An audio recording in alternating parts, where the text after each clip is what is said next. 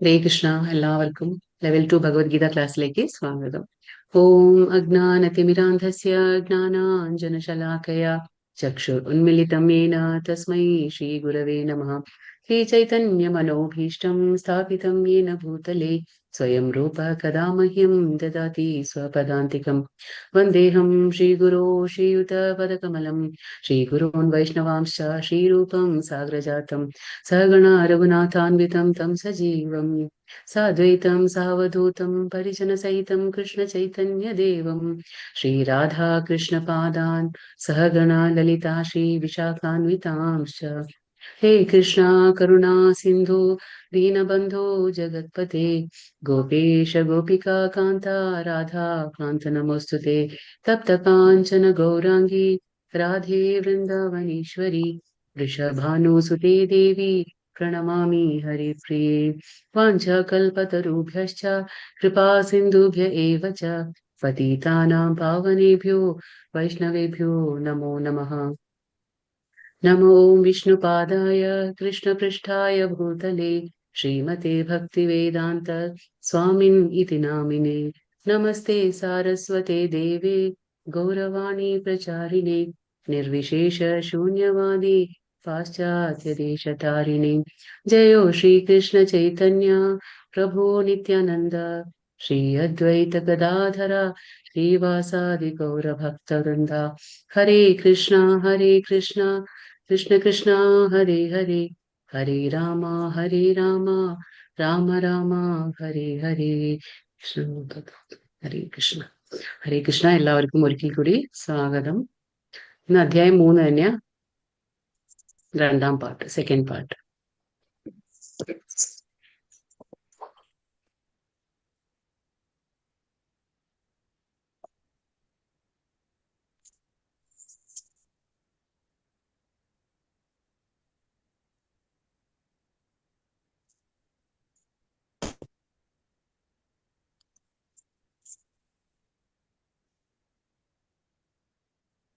ഇന്നലെ നമ്മള് 24 അല്ലെ, 24 നിർത്തിയേ? 24 ഇപ്പൊ ഇന്ന് 25 നോക്കാം നമുക്ക്. ഓം നമോ ഭഗവതേ വാസുദേവായ. सक्ता कर्मण्य विद्वांसो यथा कुर्वन्ति भारत कुर्याद् विद्वांस्तथा असक्तश् जिगीषु लोकसंग्रहം. അറിവില്ലാത്തവർ ഫലാകാംക്ഷ അറിവില്ലാത്തവർ ഫലാകാംക്ഷ മൂലം കർത്തവ്യങ്ങൾ നിറവേറ്റുന്നതുപോലെ വിദ്വാൻമാരും ജനങ്ങളെ നല്ല വഴിക്ക് നയിക്കാൻ വേണ്ടി പ്രവർത്തിക്കണം. പക്ഷെ അവർ ഫലത്തിൽ ആസക്തരാകാൻ പാടില്ല. ഇവിടെ നമ്മൾ പറഞ്ഞു കർമ്മങ്ങൾ എങ്ങനെ ചെയ്യണം. ഭഗവാൻ കർമ്മയോഗത്തെ കുറിച്ചാണ് പറഞ്ഞു കൊടുക്കുന്നത്. അപ്പൊ കർമ്മങ്ങൾ എങ്ങനെ ചെയ്യണം? ഫല ആസക്തി കൂടാതെ. പക്ഷെ അറിവില്ലാത്തവർ എന്ത് ചെയ്യും? അവര് ഫലം ആഗ്രഹിച്ചുകൊണ്ട് ചെയ്യും. അത് അവർക്ക് അറിയില്ല. നമുക്ക് എന്താണ് ഈ ഫലം ആഗ്രഹിച്ചുകൊണ്ട് കർമ്മങ്ങൾ ചെയ്യുമ്പോൾ അത് നമ്മളെ ഇവിടെ ഭൗതിക ബന്ധനത്തിൽ കൊടുക്കുന്നുണ്ട് എന്നുള്ള കാര്യങ്ങൾ അവർക്ക് അറിയില്ല. അതുകൊണ്ട് അറിവില്ലാത്തവർ എന്താ ചെയ്യുന്നത്? ഫല കാക്ഷിച്ചുകൊണ്ട്, ഫലങ്ങളെ ആഗ്രഹിച്ചുകൊണ്ട് അവര് കർത്തവ്യങ്ങൾ നിറവേറ്റുന്നത് പോലെ വിദ്വാൻമാർ എന്ന് പറഞ്ഞാൽ വിവരമുള്ളവർ, അതായത് ഭഗവാനെ കുറിച്ചും ഈ ഭൗതിക പ്രപഞ്ചത്തെ കുറിച്ചും ജീവാത്മാവിനെ കുറിച്ചും എല്ലാം വിവരമുള്ള ആൾക്കാര്, അറിവുള്ള ആൾക്കാർ എന്ത് ചെയ്യണം? ജനങ്ങളെ നല്ല വഴിക്ക് നയിക്കാൻ വേണ്ടി പ്രവർത്തിക്കണം. അപ്പോ ഉള്ളവരെന്താണ് ചെയ്യേണ്ടത്? അറിവില്ലാത്തവരെ ഈ വഴിക്ക് നയിക്കുകയാണ് വേണ്ടത്. അതാണ് ചെയ്യേണ്ടത്. അങ്ങനെയാണ് അവർ പ്രവർത്തിക്കേണ്ടത്. പക്ഷെ അവരെന്ത് ചെയ്യണം? ഫലത്തിൽ ആസക്തരാകാൻ പാടില്ല. ആര്? വിദ്വാൻമാര് ഫലത്തിൽ ആസക്തരാകാൻ പാടില്ല. കൃഷ്ണാവബോധമുള്ളവനും അതില്ലാത്തവനും തമ്മിലുള്ള വ്യത്യാസമാണ്. എന്താണ് വ്യത്യാസം? ആഗ്രഹങ്ങളുടെ കാര്യത്തിലാണ്. നമ്മൾ ഇന്നലെ പറഞ്ഞു അല്ലെ. അപ്പൊ ഈ രണ്ടുപേർക്കുള്ള വ്യത്യാസം എന്താണ്? കൃഷ്ണാവബോധം ഉള്ളവനും അതില്ലാത്തവനും വ്യത്യാസം എന്താന്ന് വെച്ചാൽ ആഗ്രഹങ്ങളുടെ കാര്യത്തിലാണ് വ്യത്യാസം. എന്താന്ന് വെച്ചാൽ രണ്ടുപേരും പ്രവർത്തിക്കുന്നുണ്ട്.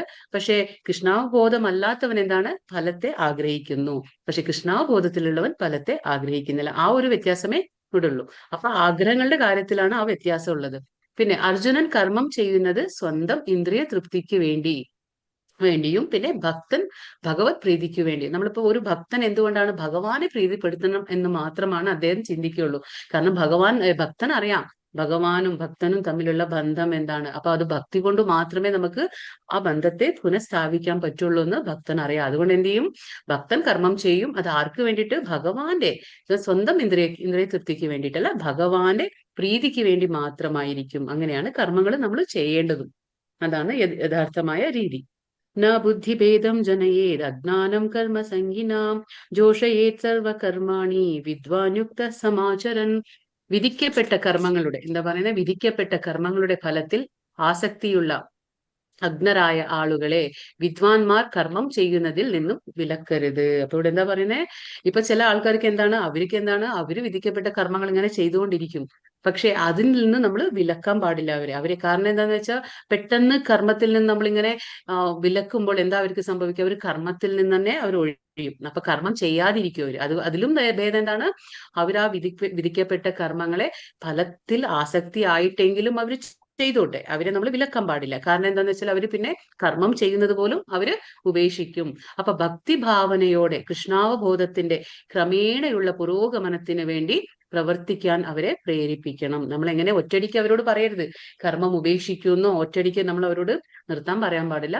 പതിയെ മെല്ലെ ക്രമേണ എന്ത് ചെയ്യണം, അവരെ കൃഷ്ണാവബോധത്തിന്റെ കാര്യങ്ങളൊക്കെ പറഞ്ഞു കൊടുത്ത്, ഇങ്ങനെ നമ്മൾ കർമ്മം ചെയ്യുമ്പോൾ നമ്മളെ അത് ബന്ധിപ്പിക്കും ഈ ലോകത്ത് എന്നൊക്കെ പറഞ്ഞു കൊടുത്ത് മെല്ലെ പുരോഗമനത്തിന് വേണ്ടിയിട്ട് അവരെ പ്രവർത്തിക്കാൻ നമ്മൾ പ്രേരിപ്പിക്കണം. അങ്ങനെയാണ് നമ്മൾ ശരിക്കും ചെയ്യേണ്ടത്. അല്ലാതെ ഒറ്റടിക്ക് അവരോട് വിലക്കാൻ പാടില്ല കർമ്മം ചെയ്യുന്ന ആൾക്കാരെ. മൂഢന്റെ പ്രവൃത്തിയെ തടയേണ്ടതില്ല. മൂഢൻ എന്ന് പറഞ്ഞാൽ അജ്ഞതയിലുള്ള ആള്, അതായത് വിവരമില്ലാത്ത ആൾക്കാർ, അവരുടെ പ്രവൃത്തിയെ നമുക്ക് തടയേണ്ടതില്ല. കുറച്ചെങ്കിലും കൃഷ്ണാവബോധമുള്ള ഒരാൾക്ക് മറ്റു വൈദിക നിബന്ധനകളെ കാത്തിരിക്കാതെ നേരിട്ട് ഭഗവത് സേവനത്തിൽ ഏർപ്പെടാം. ഇപ്പോ മൂഢന്മാർ, കാരണം അവർക്ക് പറഞ്ഞാൽ ചിലപ്പോൾ അവർക്ക് മനസ്സിലായി വരില്ല, അവർക്ക് ഇഷ്ടപ്പെടില്ല. കാരണം എല്ലാവർക്കും എന്താണ് ഇഷ്ടവാ, എല്ലാവർക്കും ഒരേപോലെ ആയിരിക്കില്ലല്ലോ. ഒരുപാട് ആൾക്കാർക്ക് എന്താ ഇഷ്ടവാ, നമ്മൾ കർമ്മം ചെയ്യുമ്പോൾ അതിന്റെ ഫലം വേണം എന്നുള്ള ആഗ്രഹം തന്നെ എല്ലാവർക്കും ഉണ്ടാവാം, ഒരുവിധ ആൾക്കാർക്ക്. അപ്പൊ അവരെ നമ്മൾ പിന്തിരിപ്പിക്കാൻ പാടില്ല അതിൽ നിന്നും. പക്ഷെ കുറച്ചെങ്കിലും ഒരു കൃഷ്ണാവബോധമുള്ള ഒരാൾ എന്ത് ചെയ്യണം, കുറച്ചെങ്കിലും ഒരു വിവരമുള്ള അല്ലെങ്കിൽ കൃഷ്ണാവബോധമുള്ള ഒരാൾക്ക് എന്താണ്, മറ്റു വൈദിക നിബന്ധനകളെ കാത്തിരിക്കാതെ നേരിട്ട് ഭഗവത് സേവനത്തിൽ ഏർപ്പെടാൻ പറ്റും. അപ്പൊ കുറച്ചെങ്കിലും അവർക്ക് വിവരം ഉണ്ടെങ്കിൽ അവർ നേരിട്ട് ഭഗവത് സേവനത്തിൽ ഏർപ്പെടാം. കൃഷ്ണാവബോധം സ്വീകരിക്കുന്നത് മൂലം വിധിക്കപ്പെട്ട കർമ്മങ്ങൾ ചെയ്യുന്നത് കൊണ്ട് കിട്ടാവുന്ന ഫലങ്ങളെല്ലാം നേരിട്ട് സാധിക്കുന്നതാണ്. അപ്പൊ നമ്മൾ പറഞ്ഞു കർമ്മം ചെയ്യുമ്പോൾ ഫലങ്ങളുണ്ട്. പക്ഷെ അതൊന്നും ചെയ്യാതെ തന്നെ നമ്മൾ എപ്പോഴാണോ കൃഷ്ണാവബോധം പിന്തുടരുന്നത്, എപ്പോഴാണോ കൃഷ്ണാവബോധത്തിൽ നമ്മൾ അത് സ്വീകരിച്ചുകൊണ്ട് നമ്മൾ ആ വിധിക്കപ്പെട്ട കർമ്മങ്ങൾ കൃഷ്ണാവബോധത്തിൽ ചെയ്യുമ്പോൾ എന്താ ഒരു ഗുണം എന്ന് പറഞ്ഞാല്, നമ്മളിപ്പോ ഫലോദിഷ്ട കർമ്മങ്ങൾ ചെയ്യുന്നത് പോലെ നമുക്ക് ഇവിടെ എല്ലാം ഫലങ്ങൾ കിട്ടും, നമ്മൾ ആഗ്രഹിക്കാതെ തന്നെ. നമ്മൾ ആഗ്രഹിക്കുന്നില്ല, പക്ഷെ എന്താണെന്ന് വെച്ചാൽ കിട്ടിയാലും നമ്മൾ അതിൽ ആസക്തരാകുന്നില്ല. അതാണ്, കിട്ടും നമുക്ക് കർമ്മങ്ങൾ ചെയ്യുമ്പോൾ ഫലങ്ങൾ വന്നോട്ടെ, എന്ത് വന്നാലും ഭക്തൻ എന്താണ്, അതിൽ ആസക്തിയും കാണിക്കില്ല, അതിൽ വിരക്തിയും കാണിക്കില്ല. അപ്പൊ അതാണ് പറയുന്നത്, ഫലങ്ങളെല്ലാം നേരിട്ട് സിദ്ധിക്കുന്നതാണ്. എങ്ങനെ? കൃഷ്ണാവബോധത്തിൽ നമ്മൾ എന്താ പറയാ, വിധിക്കപ്പെട്ട കർമ്മങ്ങൾ ചെയ്യുമ്പോൾ അത് സ്വീകരിച്ചാൽ അങ്ങനെയാണ് അതിന്റെ ഗുണം. ഇത് ഇമ്പോർട്ടന്റ് ആയിട്ടുള്ള ശ്ലോകമാണ്. പ്രകൃതി ക്രിയമാണാനി ഗുണൈഹി കർമാണി സർവശഃ അഹങ്കാര വിമൂഢാത്മാ കർത്താഹം നിധി മന്യത്തെ. മിഥ്യാഹങ്കാരത്തിന്റെ പ്രഭാവത്താൽ മോഹിതനായ ജീവാത്മാവ് താനാണ് കർമ്മങ്ങൾ ചെയ്യുന്നതെന്ന് ചിന്തിക്കുന്നു. വാസ്തവത്തിൽ പ്രകൃതിയുടെ 3 ഗുണങ്ങളാണ് ഇത് നിർവഹിക്കുന്നത്. അപ്പൊ നമുക്കറിയാലോ പ്രകൃതിക്ക് 3 ഗുണങ്ങളുണ്ട്, സത്വ രജസ് തമോ എന്നുള്ള 3 ഗുണങ്ങളുണ്ട്. പക്ഷെ ഈ വിമൂഢാത്മാ, അഹങ്കാര വിമൂഢാത്മാ, അഹങ്കാരം എന്താണ്? മിഥ്യ അഹംഭാവം. അതായത് ഞാൻ ഈ ശരീരമാണ്, ഞാൻ ഒരു സ്ത്രീയാണ്, ഞാൻ ഒരു പുരുഷനാണ് എന്നുള്ള ആ മിഥ്യ അഹംഭാവം, അതിന്റെ ആ പ്രഭാവത്താൽ എന്താണ് സംഭവിക്കുക? മോഹിതനാവാണ് ആര്? ഈ ജീവാത്മാവ്. അപ്പൊ ഭൗതിക പ്രകൃതിയുടെ 3 ഗുണങ്ങളാണ് അവയൊക്കെ ചെയ്യുന്നത് കർമ്മങ്ങൾ. പക്ഷെ സ്വന്തം നമ്മൾ എന്ത് വിചാരിക്കും, ഇതൊക്കെ ചെയ്യുന്നത് ഞാനാണെന്ന ആ അഹംഭാവം വരികയാണ് ആർക്ക്? ഈ മൂഢന്. അതാണ് എന്താ കാര്യം? അഹങ്കാരത്തിൽ വിഭ്രാന്തനായിരിക്കണം. അഹങ്കാരത്തിന്റെ പ്രഭാവത്താലാണ് ഇങ്ങനെയൊക്കെ സംഭവിക്കുന്നത്. വാസ്തവത്തിൽ പ്രകൃതിയുടെ 3 ഗുണങ്ങളാണ് ഇവ ചെയ്യുന്നത്. അപ്പൊ ഏറെ കാലമായി ഇന്ദ്രിയങ്ങളെ സുഖഭോഗങ്ങൾക്കായി ദുരുപയോഗപ്പെടുത്തി പോന്നതിനാൽ എന്താണ്, നമ്മൾ ഏറെ കാലമായിട്ട് എന്താ ചെയ്യുന്നത്, നമ്മുടെ ഇന്ദ്രിയങ്ങളെ തൃപ്തിപ്പെടുത്താൻ, ആ സുഖങ്ങൾ അനുഭവിക്കാൻ വേണ്ടി നമ്മൾ നമ്മുടെ ഇന്ദ്രിയങ്ങളെ ദുരുപയോഗപ്പെടുത്താണ് ചെയ്യുന്നത്. കാരണം നമ്മുടെ ഇന്ദ്രിയങ്ങളുടെ നാഥനാരാണ്? ഭഗവാൻ. അപ്പൊ ഈ ഇന്ദ്രിയങ്ങളുടെ നാഥന് വേണ്ടിയിട്ടാണ് നമ്മൾ പണിയെടുക്കേണ്ടത്. പക്ഷെ നമ്മൾ എന്താണ്, നമുക്ക് വേണ്ടി നമ്മൾ പണിയെടുക്കുകയാണ്. അപ്പൊ അത് ദുരുപയോഗപ്പെടുത്താണ് ചെയ്യുന്നത് നമ്മൾ ഇന്ദ്രിയങ്ങളെ. അപ്പൊ മനുഷ്യൻ അഹങ്കാരത്താൽ വ്യാമോഹിതനായി കൃഷ്ണനും താനുമായുള്ള ഒരു ശാശ്വത ബന്ധം മറന്നു പോയിരിക്കുന്നു. നമ്മൾ പറഞ്ഞില്ലേ, പൂർണ്ണത എന്ന് പറഞ്ഞാൽ എന്താണ്? പൂർണ്ണത എന്ന് പറയുമ്പോൾ ഞാൻ എന്താണ്, ഞാൻ ആരാണ്, ഭഗവാൻ ആരാണ്, നമുക്ക് രണ്ടുപേർക്കും തമ്മിലുള്ള ബന്ധം എന്താ, ഇത് മനസ്സിലാക്കി തിരിച്ചു നമ്മൾ അവന്റെ ധാമത്തിൽ എത്തുകയാണ് പൂർണ്ണത. ഇപ്പൊ നമ്മൾ പറയുന്നില്ലേ, എവിടെ പോയാലും നമ്മൾ തിരിച്ച് വീട്ടിലെത്തുന്ന അതേ ഒരു പ്രതീതിയാണ്. ആ ഒരു രീതിയിലാണ് നമ്മുടെ ജീവിതം ഉണ്ടായിരിക്കേണ്ടത്. അതായത് നമ്മൾ തിരിച്ച് ധാമത്തിലേക്ക് എത്തണം. ഭഗവാന്റെ അംശമാണ്.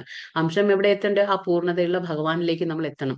അതാണ് നമ്മുടെ ഒരു പൂർണ്ണത എന്ന് പറയുന്നത്. അതാണ് ശാശ്വത ബന്ധം. പക്ഷെ ആ യജമാനനും സേവകനും എന്നുള്ള ആ ശാശ്വത ബന്ധം നമ്മൾ മറന്നുപോയിരിക്കുകയാണ്. എന്തുകൊണ്ട്? അഹങ്കാരം മൂലം. ഏത് അഹങ്കാരം? മിഥ്യഹങ്കാരം. എന്താണ് മിഥ്യഹങ്കാരം? ഞാൻ ഈ ശരീരമാണ്, ഞാൻ ഒരു സ്ത്രീയാണ്, പുരുഷനാണ്, ഇന്നാളുടെ ഭാര്യയാണ്, ഇന്നാളുടെ അമ്മയാണ്. ഇതൊക്കെ നമ്മുടെ മിഥ്യ അഹംഭാവമാണ്. ഇതൊക്കെ ഒരു കവറിങ് മാത്രമാണ്. കാരണം നമ്മൾ പറഞ്ഞില്ലേ, ശരീരസ്ഥനായ ആത്മാവിന് എന്താണ്? ഒരു ബോഡി വേണം, അത്രയേ ഉള്ളൂ. അതിപ്പോ ഇന്ന് നമ്മൾ ഈ ശരീരമാണെങ്കിൽ നാളെ അത് വേറെ ശരീരം കിട്ടും നമുക്ക്. പക്ഷെ അത് നമ്മൾ തെറ്റി വിചാരിച്ചേക്ക് ഇത് ശാശ്വതമായി കരുതാണ് നമ്മൾ ഈ ബോഡിനെ, ഈ ശരീരത്തെ. പക്ഷെ ശരീരം ശാശ്വതമല്ല. അവിനാശിയായിട്ടുള്ളത് ഉള്ളിൽ ഇരിക്കുന്ന ജീവാത്മാവ്. അപ്പൊ ഋഷികേശൻ അഥവാ ഇന്ദ്രിയങ്ങൾക്ക് അധിപതിയായ ഭഗവാനെന്നും അവൻ ഓർക്കുന്നില്ല. അതാണ് ഇന്ദ്രിയങ്ങളുടെ അധിപതി ആരാണ്? ഭഗവാൻ. നമ്മളെല്ലാം ഭഗവാന് അധീനതാണ്. നമ്മളൊക്കെ എന്താണ്? ഭഗവാന്റെ അധീനതയിലാണ്. പക്ഷെ നമ്മൾ എന്താ ചെയ്യുന്നത്?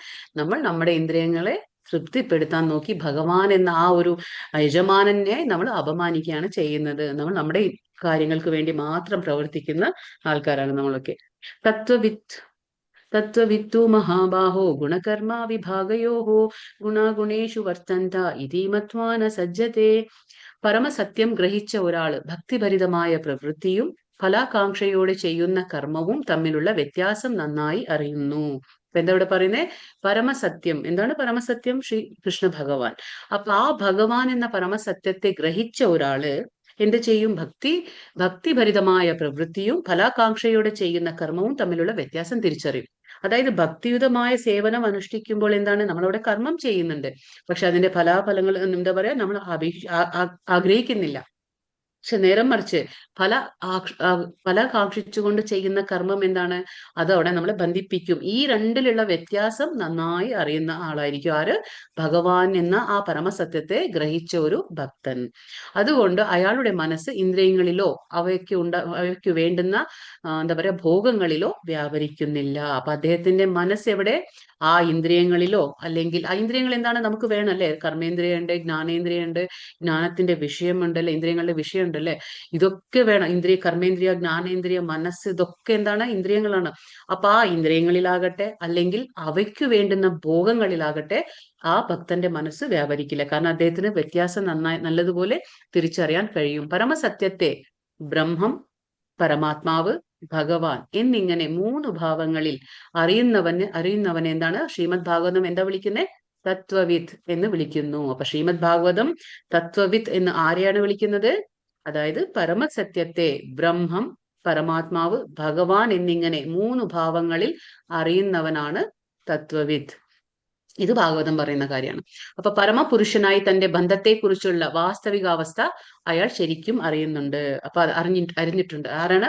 ഈ ഒരു എന്താ പറയാ തത്വവിത്ത് എന്ന് പറയുന്ന വ്യക്തിക്ക് ബ്രഹ്മം എന്ന് പറഞ്ഞാൽ എന്താണ്, പരമാത്മാവ് പറഞ്ഞാൽ എന്താണ്, പിന്നെ ഭഗവാൻ എന്ന് പറഞ്ഞാൽ എങ്ങനെ, ഇത് മൂന്ന് ഘട്ടങ്ങൾ നമ്മൾ പറഞ്ഞില്ലേ, മൂന്ന് രീതി അല്ലെങ്കിൽ മൂന്ന് ഭാവങ്ങൾ.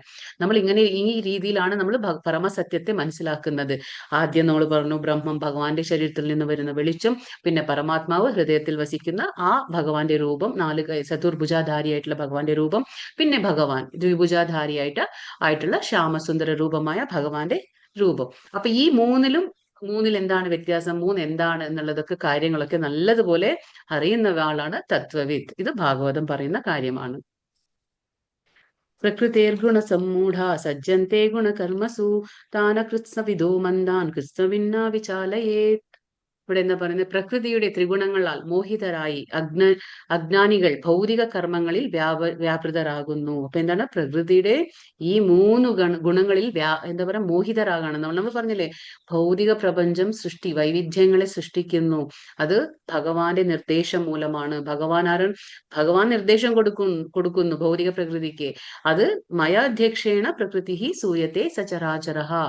ഈ ഭൗതിക പ്രകൃതി മയാധ്യക്ഷേണ ഭഗവാൻ പറയാണ്, എന്റെ അധ്യക്ഷതയിൽ, അതായത് എന്റെ സൂപ്പർവിഷൻ, എന്റെ നിരീക്ഷണത്തിലാണ് ഓരോ കാര്യങ്ങളും ഭൗതിക പ്രകൃതി ചെയ്തുകൊണ്ടിരിക്കുന്നത്. അപ്പൊ അതെന്താണ്, വൈവിധ്യങ്ങളെ സൃഷ്ടിക്കുമ്പോൾ നമ്മൾ എന്ത് ചെയ്യുന്നു, ആ ഗുണങ്ങളാൽ നമ്മൾ അട്രാക്ട് ആവാണ്, നമ്മൾ ആകൃഷ്ടരാവാണ്. അപ്പൊ എന്താ ചെയ്യുന്നേ, അജ്ഞാനികളാണ് നമ്മളെല്ലാം. ആ ജ്ഞാനമില്ല, ശരിയായ ജ്ഞാനമില്ല. എന്നിട്ട് നമ്മൾ എന്ത് ചെയ്യും, അജ്ഞാനികൾ ഭൗതിക കർമ്മങ്ങളിൽ വ്യാപൃതരാകുന്നു. എന്നിട്ട് ഓരോ കർമ്മങ്ങളും നമ്മൾ ചെയ്തു കൂട്ടുന്നു. ചിലപ്പോ സത്വഗുണത്തിൽ കർമ്മങ്ങൾ ചെയ്യുന്നു, ചിലപ്പോ രജോ ഗുണത്തിൽ കർമ്മം ചെയ്യുന്നു, ചിലപ്പോൾ തമോ ഗുണത്തിൽ നമ്മൾ കർമ്മങ്ങൾ ചെയ്യുന്നു. എന്താണ് കാരണം, മോഹിതരാവാണ് നമ്മൾ. അറിവില്ലായ്മ. നമുക്ക് അറിവുണ്ടെങ്കിൽ നമ്മൾ ഇത് ചെയ്യില്ല, കാരണം നമുക്ക് നല്ലതുപോലെ അറിയാൻ പറ്റൂലേ, സത്വഗുണത്തിൽ എന്താണ് വരുന്നത്, സത്വഗുണത്തിലെ തപസ് എന്താ, ദാനം എന്താ, യജ്ഞം എന്താ, കർമ്മം എന്താ, ഇതൊക്കെ നമുക്ക് അറിവുണ്ടാവും. അതേപോലെ തമോ ഗുണത്തിൽ എന്താണ് ലക്ഷണങ്ങൾ, ഇതൊക്കെ നമുക്ക് അറിഞ്ഞു കഴിഞ്ഞാല് നമ്മൾ എന്താ പറയാ, നല്ലതുപോലെ ബോധവാനായിരിക്കും. പക്ഷെ ഇത് അറിവില്ലെങ്കിൽ എന്താണ്, അതിൽ പെട്ടുപോകും.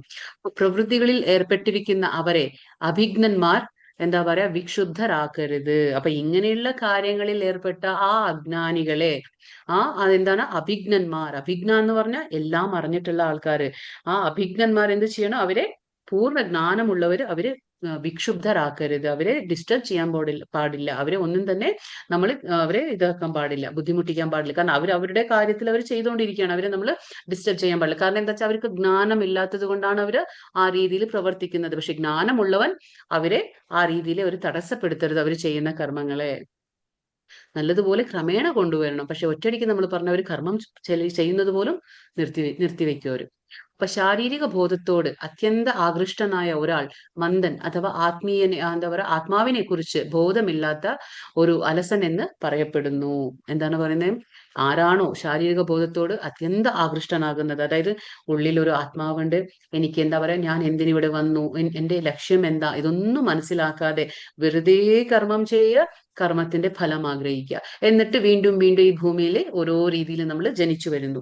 ഇതൊന്നും മനസ്സിലാക്കാത്ത അദ്ദേഹത്തെ നമ്മൾ എന്താ പറയാ, അലസൻ എന്ന് പറയപ്പെടുന്നു. കാരണം അവര് ചിന്തിക്കുന്നത് വെറും ശരീരത്തിന്റെ തലത്തിൽ മാത്രമാണ്. അവർക്ക് വേണ്ടുന്നത് എന്താണ്, വെറും ഈ ഭൗതിക പ്രപഞ്ചത്തിന്റെ ആ വൈവിധ്യങ്ങളെ അവർ ചൂഷണം ചെയ്തുകൊണ്ട് അതിന്റെ ഫലങ്ങളൊക്കെ ആഗ്രഹിക്കുന്നു. അതാണ് അവർക്ക്. അതുകൊണ്ട് അവർക്ക് ആത്മാവിനെ കുറിച്ച് യാതൊരു ബോധവും ഉണ്ടായിരിക്കില്ല. അദ്ദേഹത്തിനെ നമ്മൾ അലസൻ എന്ന് വിളിക്കുന്നു. മയി സർവാണി കർമാണി സന്യസ്യാധ്യാത്മ ചേതസാ നിരാശിർനിർമ്മമോ ഭൂത്വാ യുദ്ധസ്വ വിഗതജ്വരഃ. അതുകൊണ്ട് അല്ലയോ അർജുന, നിന്റെ കർമ്മങ്ങളെല്ലാം എനിക്കായി അർപ്പിച്ചുകൊണ്ട്. അതുകൊണ്ട് ഭഗവാൻ പറയുന്നേ, നീ കർമ്മം ചെയ്യുമ്പോൾ ഞാൻ ചെയ്യുന്നു എന്നൊന്നും വിചാരിക്കേണ്ട. നിന്റെ കർമ്മം ചെയ്യുമ്പോൾ എന്ത് ചെയ്യണം, കർമ്മങ്ങളെല്ലാം എനിക്കായി അർപ്പിച്ചുകൊണ്ട്. ഭഗവാൻ പറയാണ് വഴി. എന്നെ കുറിച്ചുള്ള പൂർണ്ണ ജ്ഞാനത്തോടെ, ലാഭ ഇച്ഛയില്ലാതെ, ഉടമസ്ഥ അവകാശ ബോധമില്ലാതെ, എന്താണ്, അലസതയോ കൂടാതെ യുദ്ധം ചെയ്യൂ. ഇത് ഭഗവാൻ പറഞ്ഞു കൊടുക്കാണ് അർജുനൻ. എങ്ങനെ ചെയ്യണം യുദ്ധം, എങ്ങനെ യുദ്ധം ചെയ്യണമെന്ന് അർജുനനോട് പറഞ്ഞു. അതായത് എങ്ങനെ ചെയ്യണം, അർജുനൻ എന്ത് ചെയ്യണം, കർമ്മം ചെയ്യുമ്പോൾ ഭഗവാന് സമർപ്പിച്ചുകൊണ്ട്, ഭഗവാന് വേണ്ടി സമർപ്പിച്ചുകൊണ്ട്, ഭഗവാനെ കുറിച്ചുള്ള പൂർണ്ണ ജ്ഞാനത്തോടെ, ലാഭ ഇച്ഛ ഇല്ലാതെ. ഇതിൽ എനിക്ക് എന്ത് ലാഭം എന്ന് ചോദിക്കണ്ടായില്ലേ, അർജുനൻ ചോദിച്ചു. ഞാൻ ഈ യുദ്ധം ചെയ്ത് ഇവരെ കൊന്നിട്ട് എനിക്ക് എന്ത് കിട്ടാനാ, എനിക്ക് എന്താ ലാഭം, എനിക്ക് എന്താ സുഖം, ഇതൊക്കെ ചിന്തിക്കണം. അപ്പൊ അതൊന്നും ചിന്തിക്കണ്ട. ലാഭ, സുഖം, ദുഃഖം ഇതൊന്നും ചിന്തിക്കാതെ, ഉടമസ്ഥ അവകാശ ബോധമില്ലാതെ, അതായത് ഇത് ഞാൻ ചെയ്യുന്നു എന്നുള്ള ഉടമസ്ഥ അവകാശ ബോധമില്ലാതെ, അലസത കൂടാതെ. കാരണം നമ്മളിപ്പം നേരത്തെ പറഞ്ഞു, അലസൻ ആരാണ്, ഭഗവാനെ കുറിച്ച് അറിവില്ലാത്തവൻ, ആത്മാവിനെ കുറിച്ച് അറിവില്ലാത്തവനാണ് അലസൻ, അല്ലെ. അവർക്ക് എന്താണ്, അലസമായിട്ടാണ് അവർ കാര്യങ്ങളൊക്കെ ചെയ്യുന്നത്. അപ്പൊ ഭഗവാൻ പറഞ്ഞ അലസത കൂടാതെ യുദ്ധം ചെയ്യൂ, പൂർണ്ണ ജ്ഞാനത്തോടെ ഭഗവാന് സമർപ്പിച്ചുകൊണ്ട്, ലാഭ ഇച്ഛ ഇല്ലാതെ, ഉടമസ്ഥാവകാശ ബോധം ഇല്ലാതെ, അലസത കൂടാതെ. ഒരു എന്താ പറയാ, ഒരു കാഷ്യർ എങ്ങനെയാണ് തന്റെ ഇതൊരു ഉദാഹരണം പറയാണ്, നമുക്ക് ഒരു ഉപമ തരികയാണ്. അതായത് ഒരു കാഷ്യർ തന്റെ യജമാനു വേണ്ടി ലക്ഷക്കണക്കിന് നാണയങ്ങൾ എണ്ണുന്നു. നമുക്കറിയാം അല്ലെ, ഒരു ബാങ്കിൽ പോയാൽ നമുക്ക് അവിടെ കാഷ്യർ ഉണ്ടാവും. ആ കാഷ്യർ എന്ത് ചെയ്യുന്നു, ബാങ്കിലെ എല്ലാ എന്താ പറയാ പണം വരുന്നതൊക്കെ അവർ എണ്ണിയിരിക്കും. അങ്ങനെ എണ്ണുമ്പോൾ എങ്കിലും ഒരു ചില്ലി പോലും തന്റേതെന്ന് അവകാശപ്പെടുന്നില്ല. അദ്ദേഹത്തിന് നല്ല ബോധ്യമുണ്ടല്ലേ, ഞാൻ ഇവിടെ ഒരു ബാങ്കില് എന്താ പറയാ ജോലി ചെയ്തുകൊണ്ടിരിക്കുന്ന വ്യക്തിയാണ്. എനിക്കൊരു സ്ഥാനമാണ്, ഇത് കാഷ്യർ എന്ന സ്ഥാനമാണ്. ഞാൻ ഇവിടെ ജോലി ചെയ്യുന്നു. പക്ഷെ ഈ കാണുന്ന ക്യാഷ്, അതായത് ഞാൻ എത്ര കണക്കിന് ലക്ഷക്കണക്കിന് ഞാൻ എന്താ പറയാ നാണയമായിക്കോട്ടെ, പണം എണ്ണിയാലും ഇതൊന്നും എന്റെ അല്ല എന്നുള്ള ആ ബോധം അയാൾക്കുണ്ടായിരിക്കും. അതേപോലെ തന്നെ ഈ ലോകത്തിൽ ഉള്ളിടത്തോളം കാലം നമ്മൾ എന്ത് ചെയ്യണം? ഏതെങ്കിലും ഒരു വ്യക്തിയുടേതല്ല, ഇതൊന്നും ഒരാളുടെ സ്വത്തല്ല. ഇത് ആരും എന്താ പറയാ അവകാശപ്പെടാൻ പറ്റില്ല. ഇതെന്റെയാണ്. കാരണം നമ്മളെല്ലാം ഈ ഭൂമി വിട്ടു പോകും അല്ലെ? മരണസമയത്ത് എന്താ ഉണ്ടാവാ നമുക്ക്? നമ്മൾ എന്ത് കൊണ്ടുപോകും? ഒന്നും കൊണ്ടുപോവില്ല. നമ്മൾ എത്ര ഇതൊക്കെ എന്റെ ആൾക്കാർ, ഇതൊക്കെ എന്റെ ആണെന്ന് പറഞ്ഞാലും നമ്മുടെ കൂടെ മരിക്കുമ്പോൾ ഒരാളും വരാൻ പോകുന്നില്ല. നമ്മൾ ഉണ്ടാക്കിയ ആ സ്വത്തും മുതലൊന്നും നമ്മുടെ കൂടെ വരാൻ പോകുന്നില്ല. അപ്പോ ഏതൊന്നും ഒരാളുടെ സ്വത്തല്ല. ഇത് ആരുടെയല്ല. ഇതൊക്കെ ആരുടെയാണ്? ഇതൊക്കെ ഭഗവാന്റെയാണ്. എല്ലാം ഭഗവാന്റേത് മാത്രമാണെന്ന് ഓരോരുത്തരും മനസ്സിലാക്കണം. നമ്മൾ പറഞ്ഞു ഉപനിഷത്ത്, അതായത് ഈശോപനിഷത്ത് എന്ന ആ പുസ്തകത്തിൽ പറയുന്നു, ഈശാവാസ്യം ഇതം സർവം. ഇതെന്താണ്? ഈശാവാസ്യമാണ്, അതായത് ഭഗവാന്റേതാണ്. നമ്മൾ എങ്ങനെയാണ് ഇവിടേക്ക്? വാടകക്കാരനെ പോലെ. നമ്മളൊന്നും ഇവിടെ എന്താ പറയാ അവകാശപ്പെടാൻ പറ്റില്ല. അതായത് ഇതെന്റെ എന്നൊന്നും നമുക്ക് പറയാൻ പറ്റില്ല. കാരണം ഇതൊക്കെ ഭഗവാന്റെയാണ്. അപ്പൊ നമ്മളിവിടെ എങ്ങനെയാണ്? വാടകക്കാരനെ പോലെ. ഭഗവാൻ എന്നാണോ ഈ ഭൂമി വിട്ട് നമുക്ക് എന്താ പറയാ ഒഴിയണം എന്ന് പറയുന്നത്, ആ സമയത്ത് നമ്മുടെ ദേഹം ത്യജിക്കേ പറ്റുള്ളൂ. ത്യജിക്കാൻ മാത്രമേ ഒരു വഴിയുള്ളൂ അല്ലെ? നമുക്ക് പറയാൻ പറ്റില്ല എനിക്ക് ഇനി ഒരു 5 ദിവസം കൂടി വേണം, അല്ലെങ്കിൽ എനിക്ക് ഒരു മാസം കൂടി വേണം, എനിക്ക് എന്തൊക്കെയോ പണി ചെയ്ത് തീർക്കാനുണ്ടെന്നും നമുക്ക് അവകാശപ്പെടാൻ പറ്റില്ല, പറയാൻ പറ്റില്ല. കാരണം ഒരു നിമിഷം പോലും, ഒരു സെക്കൻഡ് പോലും നമുക്ക് ആയുസ് ഭഗവാൻ കൂടുതൽ തരില്ല. കാരണം എത്ര ഉണ്ടോ അത്ര മാത്രമേ നമുക്ക് ഇവിടെ ജീവിക്കാൻ അനുവദിക്കുള്ളൂ ഭഗവാൻ. അപ്പൊ ആ ബോധം നമുക്ക് എപ്പോഴും ഉണ്ടായിരിക്കണം. ये मे मतमिदं नित्यम् अनुतिष्ठन्ति मानवाः श्रद्धावन्तो अनुसूयन्तो मुच्यन्ते तेऽपि कर्मभिः. ഇവിടെ എന്താ പറയുന്നത്? എന്റെ ആജ്ഞ അനുസാരം സ്വകർമ്മങ്ങൾ നിർവഹിക്കുകയും അസൂയ കൂടാതെ വിശ്വാസപൂർവം ഈ ഉപദേശങ്ങൾ അനുസരിക്കുകയും ചെയ്യുന്നവൻ കർമ്മഫലങ്ങളുടെ കുടുക്കിൽ നിന്ന് മോചനം നേടുന്നു. അപ്പൊ നമുക്ക് എങ്ങനെയാണ് കർമ്മഫലങ്ങളുടെ കുടുക്കിൽ നിന്ന് മോചനം കിട്ടുക? ഭഗവാൻ പറഞ്ഞുതരാണ്. അതായത് എങ്ങനെ ചെയ്യണം? ഭഗവാൻ എന്താണോ, ഭഗവത്ഗീത എന്താണ്? ഭഗവാന്റെ ഉപദേശങ്ങളാണ്, നമുക്കുള്ളതാണത്.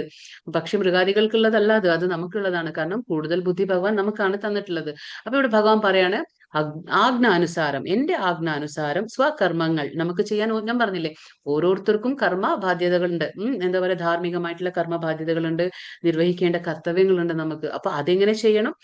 സ്വകർമ്മങ്ങൾ നിർവഹിക്കുകയും അസൂയ കൂടാതെ, ഭഗവാനിൽ നമ്മൾ അസൂയാലാവാൻ പാടില്ല. ഭഗവാനിലെ ഒരു തരത്തിലും അസൂയ കൂടാതെ വിശ്വാസപൂർവം, ഭഗവാൻ അത് നമുക്കൊരു യോഗ്യത വേണം അല്ലെ? ഭഗവത്ഗീത പഠിക്കാൻ എന്താ യോഗ്യത? നമുക്ക് വിശ്വാസം ഉണ്ടായിരിക്കണം. ഭഗവാനോട് അസൂയ ഉണ്ടാകാൻ പാടില്ല. അതുകൊണ്ടല്ലേ ഭഗവാൻ അർജുനനെ തെരഞ്ഞെടുത്ത്. ദുര്യോധനോട് ഇതൊക്കെ പറയാൻ പറ്റുമോ? പറ്റില്ല. കാരണം ദുര്യോധന പറഞ്ഞിട്ടും മനസ്സിലാക്കാനുള്ള ആ ഒരു അവസ്ഥയിലല്ല ദുര്യോധനം. കാരണം അത്രയും തമോ ഗുണം രജോ ഗുണം നിറഞ്ഞിരിക്കുന്ന ഒരു വ്യക്തിക്ക് ഇതൊന്നും മനസ്സിലാകില്ല. അപ്പോ അസൂയ കൂടാതെ വിശ്വാസപൂർവം നമ്മുടെ ഭഗവാന്റെ ആജ്ഞാനുസാര സ്വകർമ്മങ്ങൾ നിർവഹിക്കുമ്പോൾ ഈ ഉപദേശങ്ങൾ അനുസരിക്കുകയും ചെയ്താൽ എന്താണ് ഉണ്ടാവുക? നമുക്ക് കർമ്മഫലങ്ങളിൽ നിന്ന് ആ കുടുക്കിൽ നിന്ന് നമുക്കൊരു മോചനം തരാണ് ആര്? ഭഗവാൻ. കൃഷ്ണനിൽ വിശ്വാസമില്ലാതെ ഭഗവത്ഗീതയ്ക്ക് ഭാഷ്യം എഴുതുന്ന തത്വജ്ഞാനികൾ പലരുമുണ്ട്. അപ്പൊ പലരും എന്താ ചെയ്യുന്നത്? ഭഗവത്ഗീത വായിക്കും. വായിച്ചിട്ട് എന്താണ്? അവർക്ക് ഭഗവാനോടൊന്നും വിശ്വാസം ഉണ്ടായിരിക്കില്ല. പക്ഷെ ഭഗവത്ഗീത വായിക്കും, എന്നിട്ട് അതിലൊക്കെ ഭാഷ്യം എഴുതും. നമ്മൾ എന്തെങ്കിലും ഒരു പുസ്തകം വായിക്കും, അതിൽ ആ ഭഗവാൻ എന്ന കാര്യത്തിൽ വിശ്വാസമില്ലാതെ ആ പുസ്തകം വായിച്ചില്ല. അത് ലൗകിക സാഹിത്യമല്ല, ഭഗവാന്റെ ഭഗവത്ഗീത. എന്നിട്ട് വിശ്വാസമില്ലാതെ ഭഗവത്ഗീത വായിച്ച് പല ഭാഷ്യം എഴുതും. ഈ തത്വജ്ഞാനികൾ പലരുമുണ്ട്. കർമ്മങ്ങളുടെ കുരുക്കിൽ നിന്ന് അവർക്കൊരിക്കലും മോചനമില്ല. അങ്ങനെ ചെയ്യുന്ന വ്യക്തികൾക്ക് ഒരിക്കലും എന്താണ്? മോചനം ഉണ്ടാവില്ല. കാരണം എന്താണ്? ഭഗവാനിൽ വേണ്ടുന്ന ഒരു ഗുണം എന്താ? നമുക്ക് ഭഗവാനിൽ വേണ്ടത് വിശ്വാസം. അതില്ലാതെ ഒന്നും നടക്കില്ല.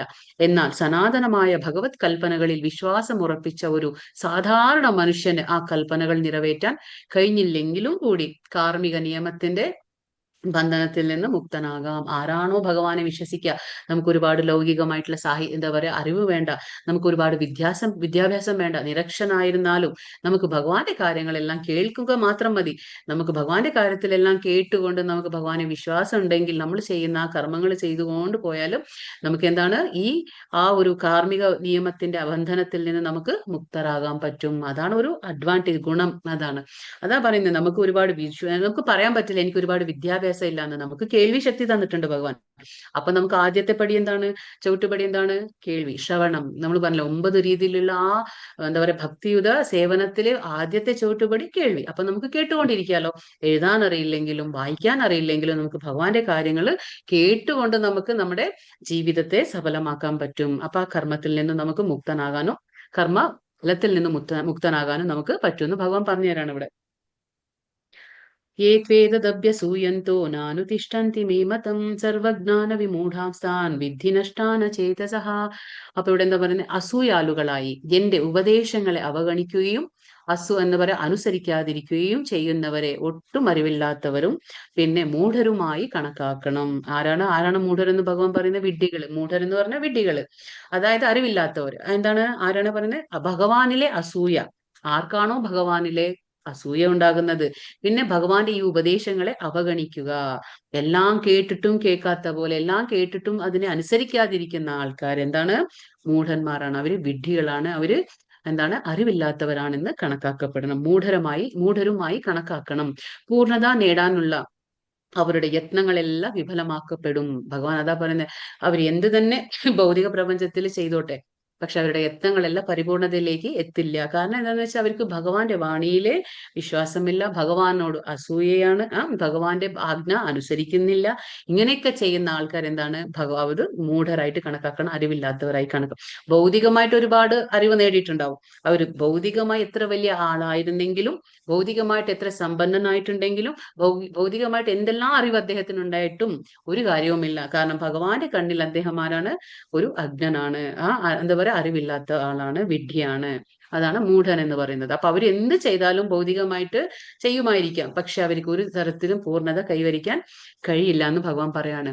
അനുസരണ കെട്ട അയാൾ എത്ര വലിയവനായാലും ശരി, ഹൃദയശൂന്യത കൊണ്ട് സ്വ ആത്മാവിനെ കുറിച്ചോ പരബ്രഹ്മത്തെ കുറിച്ചോ പരമാത്മാവിനെ കുറിച്ചോ ഭഗവാനെ കുറിച്ചോ ഒന്നും അറിയാത്തവനാണ്. കാരണം ആത്മാവ് നമ്മൾ അറിയണം, നമ്മൾ ആരാണ്, നമ്മൾ എന്താണെന്നുള്ളത്. പിന്നെ ഭഗവാൻ ആരാണ്, പരമാത്മാവ് ആരാണ്, അതെങ്ങനെയാണ് ഭഗവാൻ നമ്മുടെ ഹൃദയത്തിൽ, എല്ലാ ജീവജാലങ്ങളുടെ ഹൃദയത്തിൽ ഭഗവാൻ ഈ കുടികൊള്ളുന്നു, അതൊക്കെ മനസ്സിലാക്കണം. അപ്പൊ എന്താണ്? നമുക്ക് സഹജീവികളോടൊക്കെ ഒരു സഹതാപം വരും അല്ലെ? നമ്മൾ അവരെ അനാവശ്യമായിട്ടൊന്നും ഉപദ്രവിക്കാൻ പോവില്ല. കാരണം നമുക്കറിയാം എല്ലാ ഹൃദയത്തിലും എന്തുണ്ട്? ഭഗവാൻ പരമാത്മാവായിട്ട് വാഴുന്നുണ്ട്. അത് ആ ബോധം നമുക്ക് ഉണ്ടായിരിക്കും. അപ്പോ ഇതൊന്നും അറിയാത്ത ആളാണ് അനുസരണ കെട്ട അയാൾ. അതെന്താണ്? എത്ര വലിയ ആളായിക്കോട്ടെ, പക്ഷെ അദ്ദേഹം എന്താണ്? ഒന്നും തന്നെ അറിയുന്നില്ല, ഈ വക കാര്യങ്ങളൊന്നും മനസ്സിലാക്കാത്ത ആളാണ്. അതുകൊണ്ട് ജീവിതത്തിന്റെ പരിപൂർണതയെ പറ്റി അയാൾക്ക് അറിയാൻ വകയില്ല. അപ്പൊ ജീവിതം പരിപൂർണത എന്ന് പറയുമ്പോൾ നമ്മൾ ഒരുപാട് ലൗകികമായിട്ട്, അല്ലെങ്കിൽ നമ്മൾ എന്താ പറയാ, ഈ ഭൗതികമായിട്ട് എന്ത് നേട്ടം നേടിയാലും, നമ്മൾ എന്തൊക്കെ നേടിയെടുത്താലും അതെന്താ? പരിപൂർണതയിലേക്ക് എത്തില്ല. അതല്ല പരിപൂർണത. അല്ല ജീവിതത്തിന്റെ പൂർണ്ണത എന്ന് പറയുന്നത് നമ്മൾ ആരാണ്, എന്തിനിവിടെ വന്നു, ഇനി എവിടേക്കാ പോകേണ്ടത്, മരിച്ചു കഴിഞ്ഞാൽ നമ്മൾ എന്താകും, മരിച്ചു കഴിഞ്ഞാൽ വീണ്ടും ജീവിതമുണ്ട്. പറഞ്ഞില്ലേ, 2-ാമത്തെ അധ്യായത്തിൽ പറയുന്നു, മരിച്ചവൻ ഒരു ജന്മമുണ്ട്, ജനിച്ചവൻ ഒരു മരണമുണ്ട്. അത് നമ്മൾ മനസ്സിലാക്കണം. അപ്പൊ ഇത് ഇവിടെ അവസാനിക്കുന്നില്ല. എല്ലാവരും തെറ്റ് വിചാരിക്കുക അല്ലെ, ഒരു ജന്മമേ ഉള്ളൂ, അത് നമുക്ക് അടിച്ചു പൊളിച്ച് ജീവിക്കാം, ഇത് കഴിഞ്ഞ മരണത്തോടെ എല്ലാം അവസാനിപ്പിക്കും എന്ന് പറയുന്നത് എന്താ പറയാ, പൊള്ളയായ ഒരു വാദമാണ്. അതല്ല സത്യം. സത്യം നമ്മൾ മരിച്ചു കഴിഞ്ഞാലും വീണ്ടും വീണ്ടും ജനിക്കുന്നു. അത് നമ്മൾ മനസ്സിലാക്കണം. സദൃശം ചേഷ്ടത്തെ സസ്യ പ്രകൃതിർജ്ഞാനവാനപി പ്രകൃതിം യാന്തി ഭൂതാനി നിഗ്രഹ കിം കരിഷ്യതി. തന്റെ പ്രകൃതിക്ക് അനുയോജ്യമായി തന്നെയാണ് ജ്ഞാനിയും പ്രവർത്തിക്കുന്നത്. ത്രിഗുണങ്ങളിൽ നിന്നാർജിച്ച സ്വഭാവത്തിനനുസരിച്ച് എല്ലാവരും പ്രവർത്തിക്കുന്നു. നിഗ്രഹം കൊണ്ട് എന്ത് പ്രയോജനം? അപ്പോൾ എന്താ പറയുന്നത് ഭഗവാൻ? പൂർണ്ണമായും കൃഷ്ണാവബോധവാനാകാതെ ആരും തനിക്ക് വിധിക്കപ്പെട്ട കർമ്മങ്ങൾ ഉപേക്ഷിക്കാൻ പാടില്ല. ഇപ്പൊ നമ്മൾ വിചാരിക്കാൻ പാടില്ല, ഞാൻ കൃഷ്ണഭക്തിയിലേക്ക് വന്നു, എനിക്ക് ഇനിയിപ്പോ കർമ്മങ്ങളൊന്നും ചെയ്യണ്ടെന്നൊന്നും നമ്മൾ വിചാരിക്കാൻ പാടില്ല. അതായത് നമ്മൾ കർമ്മങ്ങൾ ചെയ്തുകൊണ്ടിരിക്കണം, നമുക്ക് വിധിക്കപ്പെട്ട കർമ്മങ്ങൾ ചെയ്യണം. കാരണം നമ്മൾ ഒറ്റയടിക്ക് എന്താ പറയുക പരിശുദ്ധ ഭക്തനാകില്ല അല്ലെ, നമ്മൾ ഒറ്റയടിക്ക് ഒരു മഹാത്മാനായി തീരില്ല. അപ്പൊ നമുക്ക് എന്താണ്? നമുക്ക് വിധിക്കപ്പെട്ട കർമ്മങ്ങൾ നമ്മൾ ചെയ്തുകൊണ്ടേയിരിക്കണം, അത് ഉപേക്ഷിക്കാൻ പാടില്ല. പക്ഷെ ആ ബോധം മാറണം. അതായത് കർമ്മം ചെയ്യുമ്പോൾ ഇത് എനിക്ക് വേണം, അതിന്റെ ഫലം എനിക്ക് വേണം, അതിന്റെ ലാഭം എന്താ, നഷ്ടം എന്താ, ഇതൊന്നും ചിന്തിക്കാതെ കർമ്മങ്ങൾ ചെയ്യണം. പൂർണ്ണമായും കൃഷ്ണാവബോധ അതാകാതെ, നമ്മൾ എന്താ പറയാ, കൃഷ്ണാവബോധവനാകാതെ, അതായി കഴിഞ്ഞിട്ട് നമുക്ക് പതിയെ പതിയെ മനസ്സിലാവും. പക്ഷെ അതുവരെ നമ്മൾ എന്താ കർമ്മങ്ങൾ ചെയ്തുകൊണ്ടേയിരിക്കണം. പൊടുന്നനവേ ഒരാള് തന്റെ നിർദ്ദിഷ്ട കർമ്മങ്ങൾ ഉപേക്ഷിച്ച് എന്താ പറയാ യോഗിയോ അതീന്ദ്രിയവാദിയോ ആയി അഭിനയിക്കാൻ പാടില്ല. അതാണ് പറയുന്നത്. നമ്മളിപ്പോ ഒരു ഭക്തിയിലേക്ക് വന്നു, അല്ലെങ്കിൽ ഞാൻ നാമം ജപിക്കുന്നു, ഞാൻ ഭഗവാന്റെ കാര്യങ്ങൾ കേൾക്കുന്നു, ഞാൻ ഭക്തിയിലേക്ക് വന്നു എന്നും പറഞ്ഞ് നമ്മൾ ഒരു വലിയ യോഗിയായെന്നോ അല്ലെങ്കിൽ ഒരു അതീന്ദ്രിയവാദിയായെന്നോ നമ്മൾ അഭിനയിക്കാൻ പാടില്ല. മറ്റുള്ളവരെ നമ്മൾ വഴി തെറ്റിക്കാൻ പാടില്ല. കാണുന്നവരെ നമ്മൾ വഴി തെറ്റിക്കാൻ പാടില്ല. നമ്മൾ കാരണം എന്താ വെച്ചാൽ നമുക്ക് ഭക്തിയിലുണ്ടെങ്കിൽ നമ്മൾ അത് എന്താ പറയാ നിരന്തരമായ നമ്മൾ പ്രാക്ടീസ് ചെയ്യാണ്. നമ്മൾ ഭക്തി എന്താ ചെയ്യുന്നത്, നമ്മൾ അത് പരിശീലിച്ചുകൊണ്ടിരിക്കുകയാണ്. പക്ഷെ ആ ഭക്തി പരിശീലിച്ചു കൊണ്ടിരിക്കുന്നതോടുകൂടെ നമ്മൾ എന്ത് ചെയ്യണം, നമ്മൾ നമ്മുടെ ആ എന്താ പറയാ വിധിക്കപ്പെട്ട കർമ്മങ്ങളും കൂടി ചെയ്തുകൊണ്ടേ പോണം. അത് നിർത്താൻ പാടില്ല. പതിയെ പതിയാണ് നമ്മളെ ഭഗവാൻ ശുദ്ധീകരിക്കുള്ളൂ. സ്ലോലി നമ്മൾ പറഞ്ഞില്ലേ, ആ നാമം ജപത്തിലൂടെ പ്രസാദത്തിലൂടെ ഭഗവാൻ നമ്മളെ ആത്മാവിനെയും നമ്മുടെ മനസ്സിനെയും എല്ലാം ശുദ്ധീകരിക്കും. പക്ഷെ അതിന് സമയമെടുക്കും. ഒറ്റയടിക്ക് നമ്മൾ എല്ലാം ഉപേക്ഷിച്ചങ്ങോട്ട് ഞാൻ ഭക്തനായി, അല്ലെങ്കിൽ ഞാനൊരു അതീന്ദ്രിയവാദിയാണ്, ഞാനൊരു യോഗിയാണെന്നും പറഞ്ഞ് നമ്മൾ ഇരിക്കാൻ പാടില്ല. അതാണ് ഭഗവാൻ പറഞ്ഞു തരുന്നത് ഇവിടെ. ഇന്ദ്രിയാസ് ഇന്ദ്രിയസ്യേന്ദ്രിയാസ്യാർത്ഥേ രാഗദ്വേഷോ വ്യവസ്ഥിതൗ തയോർന വശമാഗച്ഛേതൗ ഹസ്യാ യസ്യാ പരിപന്ഥിനൗ. ഇവിടെ എന്താ പറയുന്നത്, ഇന്ദ്രിയ സംബന്ധികളായ വിഷയങ്ങളോടുള്ള ആസക്തി വിരക്തിയും നിയന്ത്രിക്കുന്നതിന് ചില തത്വങ്ങളുണ്ട്. അപ്പൊ നമുക്കറിയാം ഇന്ദ്രിയ ബന്ധങ്ങൾ എന്താണ്. ഇന്ദ്രിയ ഇന്ദ്രിയ സംബന്ധികളായ വിഷയങ്ങളുണ്ട് അല്ലെ. നമ്മുടെ കണ്ണ്, മൂക്ക്, നാക്ക് എല്ലാം നമ്മൾ പറഞ്ഞു. അപ്പൊ കണ്ണ് കാണുന്നുണ്ട്, പലതും കാണും, പലതും നമ്മുടെ ചെവി കേൾക്കുന്നു. നമ്മൾ നാവിൽ എന്താ പറയാ, നാവിൽ ഒരുപാട് കാര്യങ്ങൾ രുചിക്കുന്നു അല്ലെ. അപ്പൊ ഇതൊക്കെ നമ്മുടെ ഇന്ദ്രിയങ്ങൾ സംബന്ധികളായ വിഷയങ്ങൾ പലതും ഉണ്ട്. അതിലെന്താ ഉണ്ടാവുക, നമുക്ക് ആസക്തിയും പാടില്ല, എന്നാൽ വിരക്തിയും പാടില്ല. അപ്പൊ രണ്ടും ആ ഒരു ബാലൻസിൽ നമ്മൾ എങ്ങനെ പോകണം, അങ്ങനെയുള്ള ചില തത്വങ്ങളുണ്ട്. ഒരാള് ആ എന്താ പറയാ ഈ വിരക്തികളെ ഈ ആസക്തി വിരക്തികളുടെ അധീനതയിലാവാൻ പാടില്ല. ഇപ്പൊ ഒരാള്, ചിലർക്ക് ഭയങ്കര എല്ലാത്തിലും ആസക്തി ഉണ്ടാവും, ചിലർക്ക് എന്നാൽ എല്ലാത്തിലും വിരക്തി ഉണ്ട്. അങ്ങനെ രണ്ടിന്റെയും നമ്മൾ അധീനതയിൽ വരാൻ പാടില്ല. അപ്പൊ നമുക്കറിയണം നമ്മൾ ചെയ്യുന്നതെല്ലാം ഒരു നിയതകർമ്മമാണ്. അത് ചെയ്തുകൊണ്ട് പോവാ. അതിന്റെ ഫലം എന്തോ ആകട്ടെ, അതിൽ ആസക്തിയും വേണ്ട, വിരക്തിയും വേണ്ട. ഇപ്പൊ ഒരു ബ്രാഹ്മണനാമന്റേതായ കർത്തവ്യമുണ്ട്. പിന്നെ എന്താ പറയുക, ഒരു ഗൃഹസ്ഥന്റേതായ ഒരു കടമയുണ്ട് അല്ലെ, നിർവഹിക്കാൻ ഒരു കടമയുണ്ട്. അപ്പൊ അതൊക്കെ നമ്മൾ ചെയ്തുകൊണ്ട് പോവാ. എന്നും പറഞ്ഞിപ്പോ ഞാനൊരു സ്ത്രീയാണ്, എന്താ പറയാ ഒരു ഗൃഹസ്ഥാശ്രമത്തിലാണ് എന്നും പറഞ്ഞ് നമുക്ക് ഇന്ന് മക്കളും വേണ്ട, ഭർത്താവും വേണ്ട എന്നും പറഞ്ഞ് പോണതല്ല. പക്ഷെ നമ്മൾ ചെയ്യണം. എന്റെ ഒരു ഭാര്യയായിട്ടുള്ള കടമ, അല്ലെങ്കിൽ എന്റെ ഒരു അമ്മയായിട്ടുള്ള കടമ, എന്റെ മകളായിട്ടുള്ള ഒരു കടമ, അതൊക്കെ ഉണ്ടാവും നമുക്ക്. അതൊക്കെ നമ്മൾ നിർവഹിച്ചുകൊണ്ട് തന്നെ പോവാ. എന്നാൽ അതിൽ ആസക്തിയും പാടില്ല, എന്നാൽ അതിൽ വിരക്തിയും പാടില്ല. അങ്ങനെ നമ്മൾ ചെയ്യണം. അതിൽ അധീനതയിൽ നമ്മൾ വരാൻ പാടില്ല. എന്തുകൊണ്ടെന്നാൽ ആത്മസാക്ഷാത്കാരത്തിന്റെ പാതയിലെ വിലങ്ങുതടികളാണിവ. അപ്പൊ ആത്മസാക്ഷാത്കാരം നേടണമെങ്കിൽ നമുക്ക് ആ പാതയിലെ വിലങ്ങുതടികളാകുന്നത് എന്താണ്, ഈ ആസക്തി അല്ലെങ്കിൽ വിരക്തി. അതായത് ഇന്ദ്രിയ സംബന്ധികളായ വിഷയങ്ങളോടുള്ള ആസക്തിയും വിരക്തിയും. ഇതാണ് നമുക്ക് ഈ ആത്മസാക്ഷാത്കാരത്തിന്റെ പാതയിലെ തടികളാകുന്നത്. കാരണം അതിൽ ആസക്തി ആയാലും നമുക്കത് പ്രോബ്ലമാണ്, നമ്മൾ വിരക്തി വന്നാലും നമുക്കത് പ്രോബ്ലം.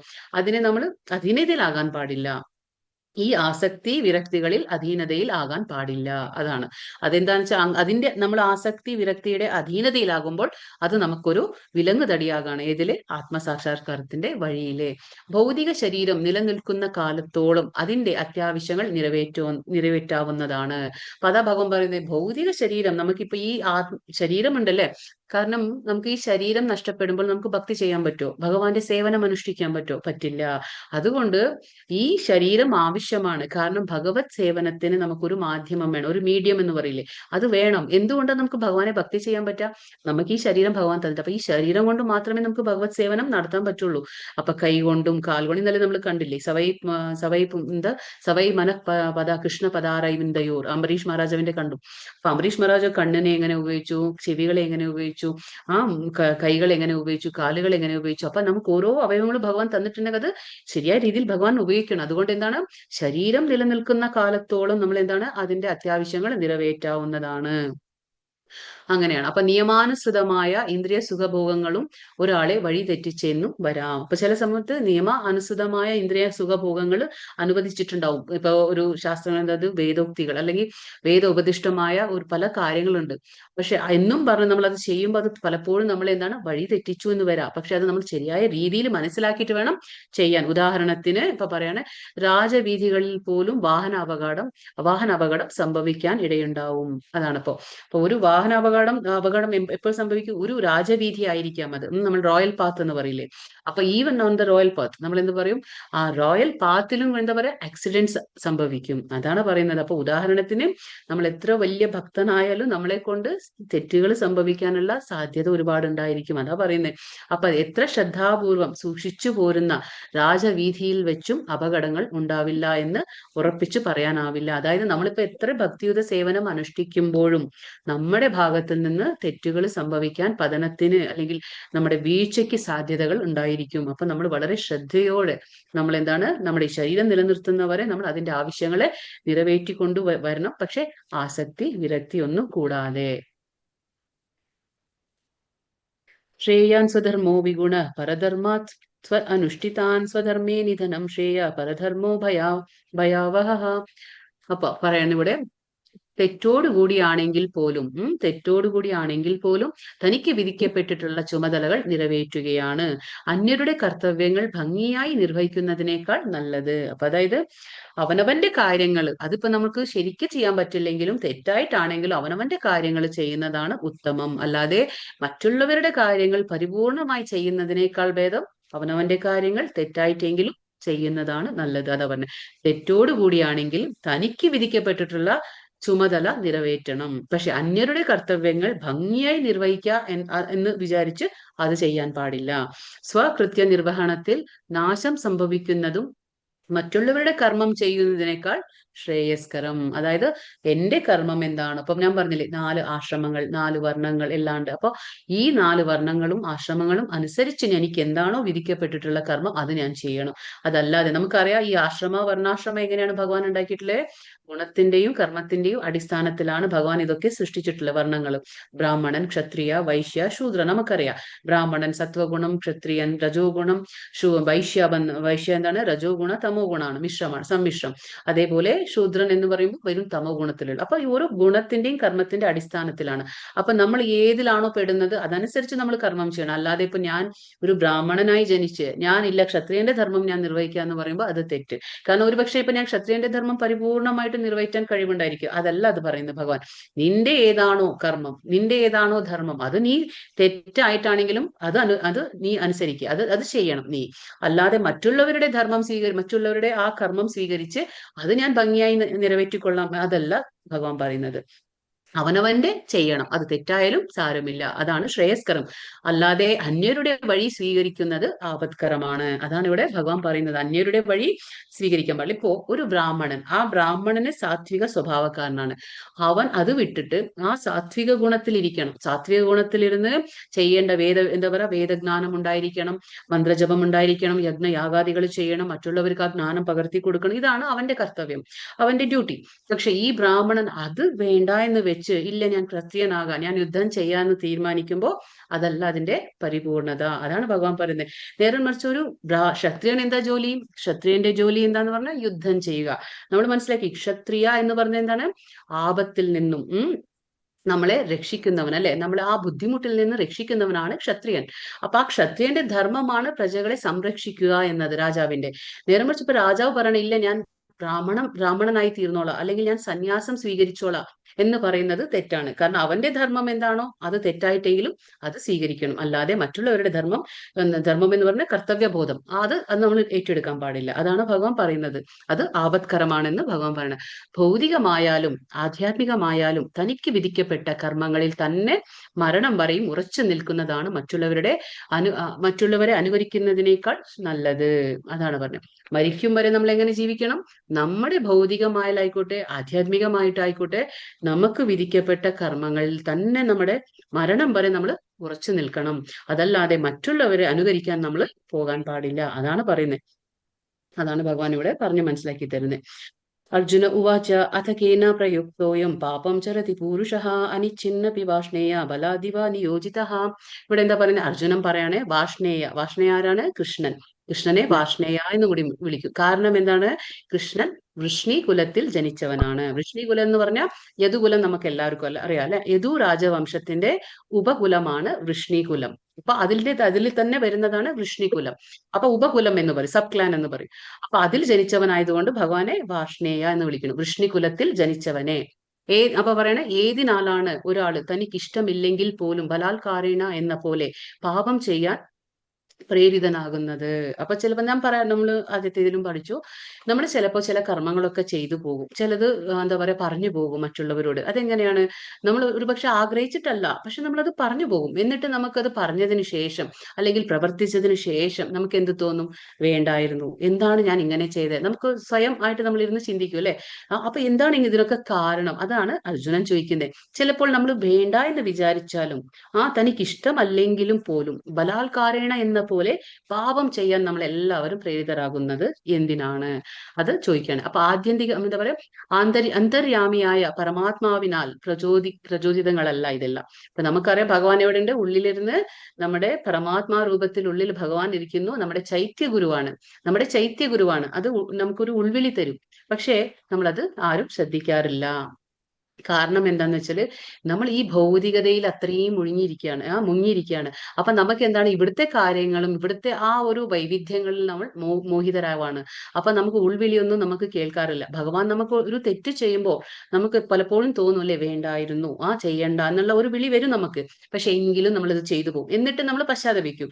പക്ഷെ നമ്മുടെ ഉള്ളിൽ നിന്ന് ഒരു വിളി വരും. അതെന്താണ്? വേണ്ട വേണ്ട എന്നുള്ള ഒരു വിളി ഉണ്ടാവും. അത് ഭഗവാന്റെ. പക്ഷെ ഇവിടെ എന്താ പറയുന്നത്? അന്തര്യാമിയായ പരമാത്മാവിനാൽ പ്രചോദിതങ്ങളല്ല ഏത് തെറ്റുകൾ നമ്മൾ ചെയ്യുന്ന പാപങ്ങൾ ഭഗവാൻ പറയുന്നില്ല. ഒരിക്കലും ഭഗവാൻ പറയുന്നില്ല നിങ്ങൾ ഇങ്ങനെയെല്ലാം പാപങ്ങൾ ചെയ്യണമെന്ന് ഭഗവാൻ പ്രചോദിപ്പിക്കുന്നില്ല നമ്മളെ. അത് എന്താ പറയാ, നമ്മളെ ആ കർമ്മം ചെയ്യാൻ നമ്മളെ പ്രേരിപ്പിക്കുന്നില്ല ഭഗവാൻ. അന്തര്യാമിയായിട്ടിരിക്കുന്ന ഭഗവാൻ നമ്മളെ നല്ല രീതിയിൽ മാത്രമേ നമ്മളെ നയിക്കുകയുള്ളൂ. ദുഷ്കർമ്മങ്ങൾ മറ്റൊരു കാരണം എന്നാണ് അതിന് പിന്നിൽ. ദുഷ്കർമ്മങ്ങൾ നമ്മുടെ ആ പാപപ്രവൃത്തി, പാപങ്ങൾ ചെയ്യാനുള്ള ആ പ്രവൃത്തിയാണ്. എങ്ങനെയാണ് വരുന്നതെന്ന് അടുത്ത ശ്ലോകത്തിൽ പറയും. അപ്പൊ അതിനെ ഉത്തരം കൊടുക്കാണ് ഭഗവാൻ. അർജുനൻ ചോദിച്ചു, വേണ്ട എന്ന് വിചാരിച്ചാലും നമ്മൾ പാപം ചെയ്തു പോകും. എന്തിനാണ്? അത് ബലാത്കാരേണ എന്ന പോലെ പാപങ്ങൾ ചെയ്യും. അതെന്തിനാണ് എന്ന് കൃഷ്ണനോട് ചോദിക്കുകയാണ്. അപ്പൊ കൃഷ്ണൻ ആൻസർ കൊടുക്കാണ്. കാമയേഷ ക്രോധയേഷ രജോ ഗുണ സമുദ്ഭവ മഹാശനോ പാപ്മാ വിദ്യേനാമിഹ വൈരിണം. ഭഗവാൻ പറയാണ്, ശ്രീ ഭഗവാൻ പറഞ്ഞു, അല്ലയോ അർജുന, രജോ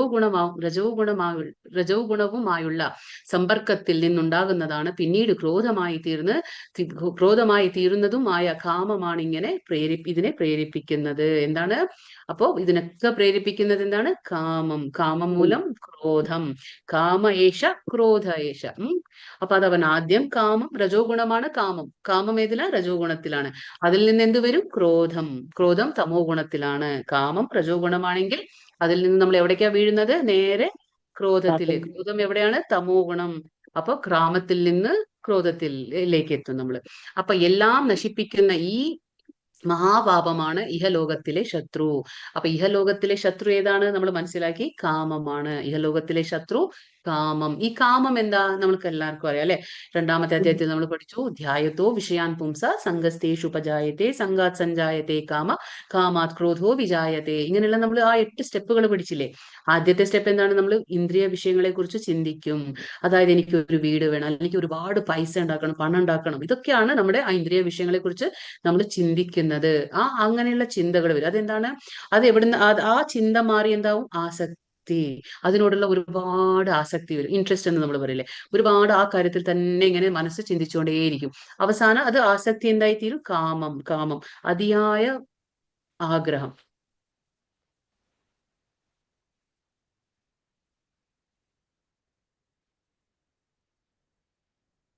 ഹരേ കൃഷ്ണ, കേൾക്കുന്നുണ്ടോ?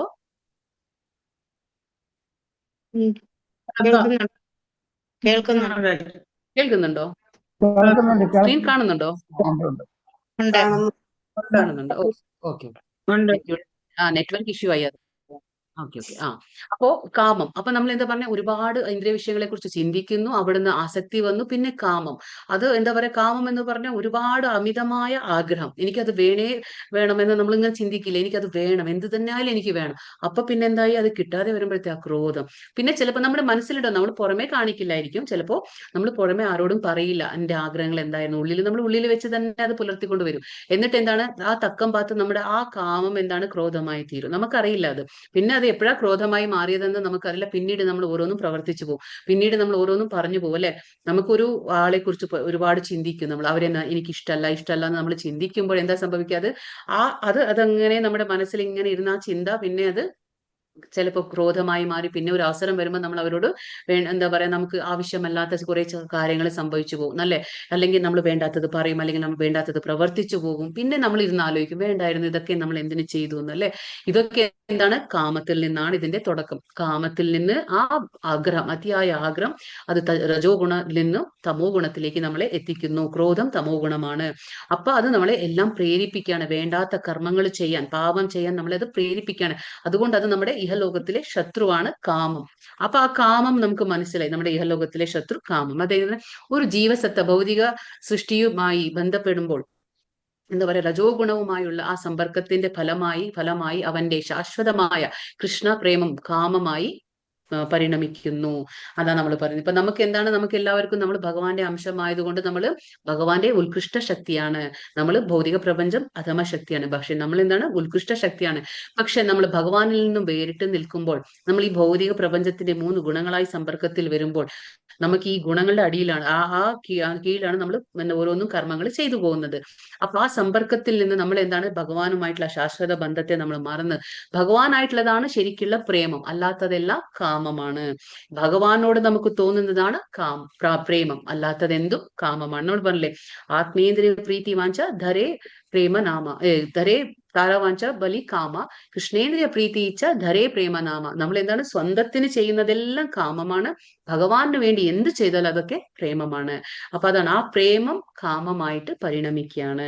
പാല് പുളി രസത്തിന്റെ സമ്പർക്കത്താൽ തൈരായി മാറുന്നത് പോലെ, നമുക്കറിയാം അല്ലെ, പാലില് പുളി പിഴിഞ്ഞാൽ എന്താണ്, അത് തൈരായി മാറും. അതേപോലെ നമ്മൾ ശുദ്ധമാണ്, പരിശുദ്ധം ആത്മാവാണ് നമ്മള്.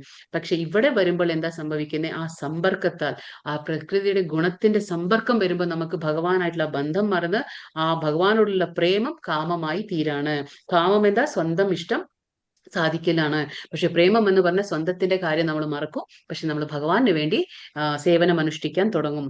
അപ്പൊ നമുക്ക് മനസ്സിലായിപ്പോ നമ്മുടെ ഇഹലോകത്തിലെ ശത്രു കാമമാണ്. അത് എങ്ങനെയാണ് ഓരോന്നിനെയും ആവരണം ചെയ്തിരിക്കുന്നത്. വൃക്ഷങ്ങളാവട്ടെ, നമ്മൾ 84 ലക്ഷം ജീവജാലങ്ങളെ പറഞ്ഞു, വൃക്ഷങ്ങളാവട്ടെ ജലചരങ്ങളാവട്ടെ, ഓരോന്നിനെയും ഇത് കാമം ആവരണം ചെയ്യുകയാണ്.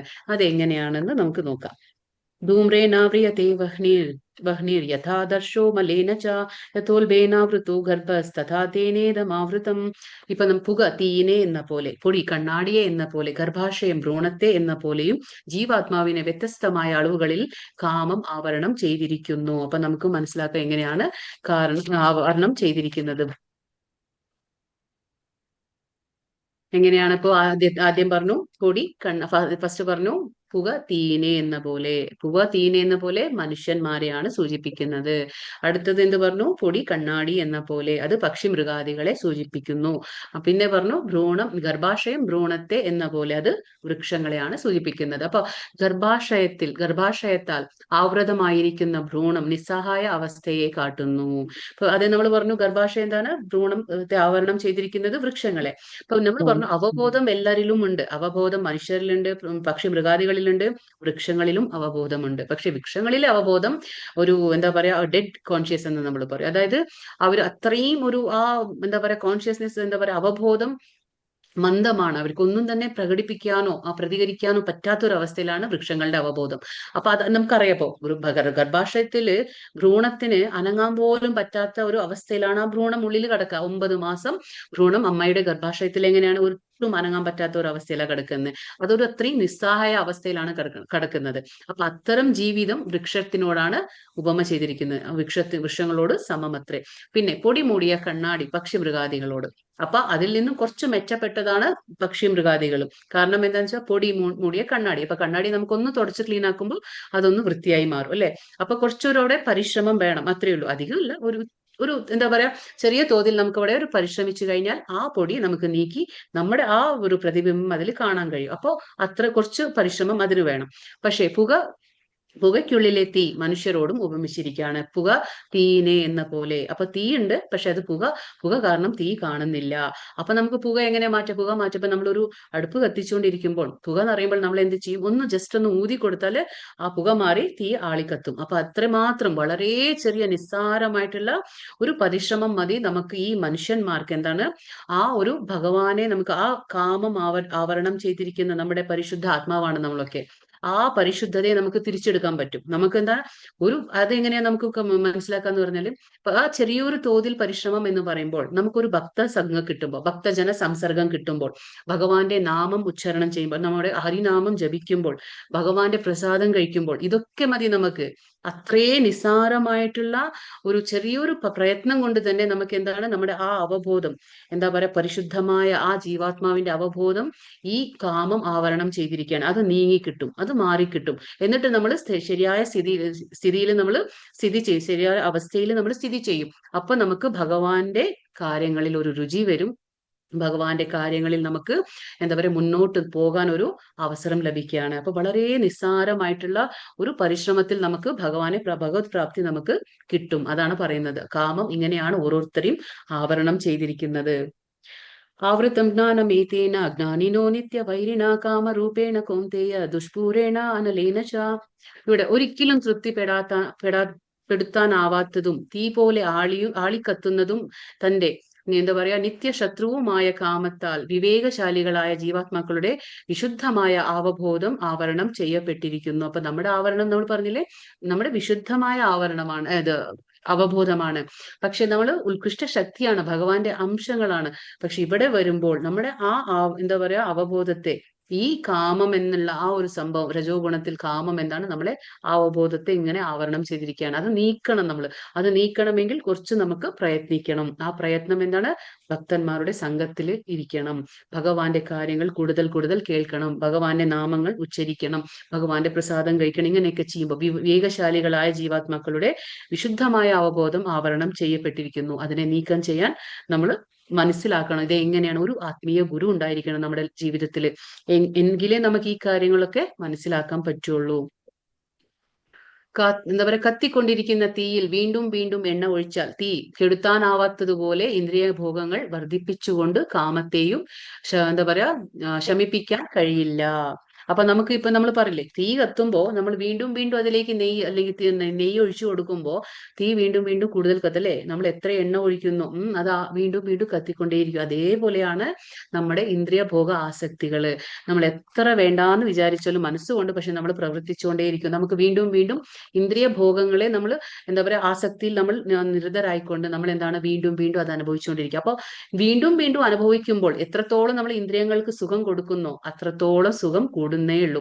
അതിന്റെ ആഗ്രഹം കൂടി കൂടി വരും. അപ്പൊ അത് കാമത്തെ ഒരിക്കലും ശമിപ്പിക്കില്ല. തീയില് എണ്ണ ഒഴിക്കും പോലെ നമ്മുടെ കാമത്തെ നമ്മൾ നിഗ്രഹിക്കണം. അല്ലെങ്കിൽ എന്താണ്, കാമം അത് കൂടി കൂടി കൂടി വരികയുള്ളൂ. അത് ഒരിക്കലും ശമിപ്പിക്കാൻ നമുക്ക് കഴിയില്ല എന്നാണ് ഭഗവാൻ പറയുന്നത്. ഇന്ദ്രിയാണി മനോബുദ്ധിർ അസ്യാധിഷ്ഠാനമുച്യത്തെ ഏതൈർവിമോഹയത്യേഷ ജ്ഞാനമാവൃത്യ ദേഹിനം. ഇന്ദ്രിയങ്ങൾ, മനസ്സ്, ബുദ്ധി എന്നിവയാണ് കാമത്തിന്റെ ഇരിപ്പിടങ്ങൾ. അപ്പൊ നമുക്ക് ഇഹലോകത്തിലെ ശത്രു ഏതാണ്? കാമം. അത് എങ്ങനെയാണ് ആവരണം ചെയ്തിരിക്കുന്നത് അതും മനസ്സിലാക്കി. ഇനിയിപ്പോ അതിന്റെ ഇരിപ്പിടങ്ങൾ എന്താക്കിയ, ഇവിടെ നമുക്ക് കാമം എന്ന് പറഞ്ഞു, പക്ഷെ അത് എവിടെയാണ് ഇരിക്കുന്നത്? ഈ കാമം നമുക്ക് കണ്ണിൽ കാണാൻ പറ്റില്ല, പക്ഷെ അത് ഇരിക്കുന്ന സ്ഥലങ്ങളുണ്ട്. അത് ഏതൊക്കെയാണ്? അത് മനസ്സിലാക്കണം. അത് ഇന്ദ്രിയങ്ങൾ, മനസ്സ്, ബുദ്ധി. ഈ 3 സ്ഥലത്താണ് ഈ കാമം ഇരിക്കുന്നത്. അവയിൽ കൂടി കാമം യഥാർത്ഥ ജ്ഞാനത്തെ ആവരണം ചെയ്ത് ജീവസത്തയെ മോഹിപ്പിക്കുന്നു. അപ്പൊ ഈ ജീവസത്തയെ മോഹിപ്പിക്കുന്നത് എന്താണ്? ഈ കാമം. എങ്ങനെയാണ്?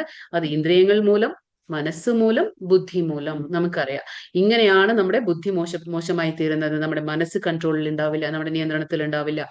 ഇന്ദ്രിയങ്ങൾ അതിന്റെ വഴിക്ക് ഓടും. ഇപ്പൊ നമ്മൾ ഈ കുതിരകളെ കാണുന്ന നമ്മൾ പറഞ്ഞില്ലേ, 5 കുതിരകൾ എന്താണ്? 5 ഇന്ദ്രിയങ്ങളാണ്.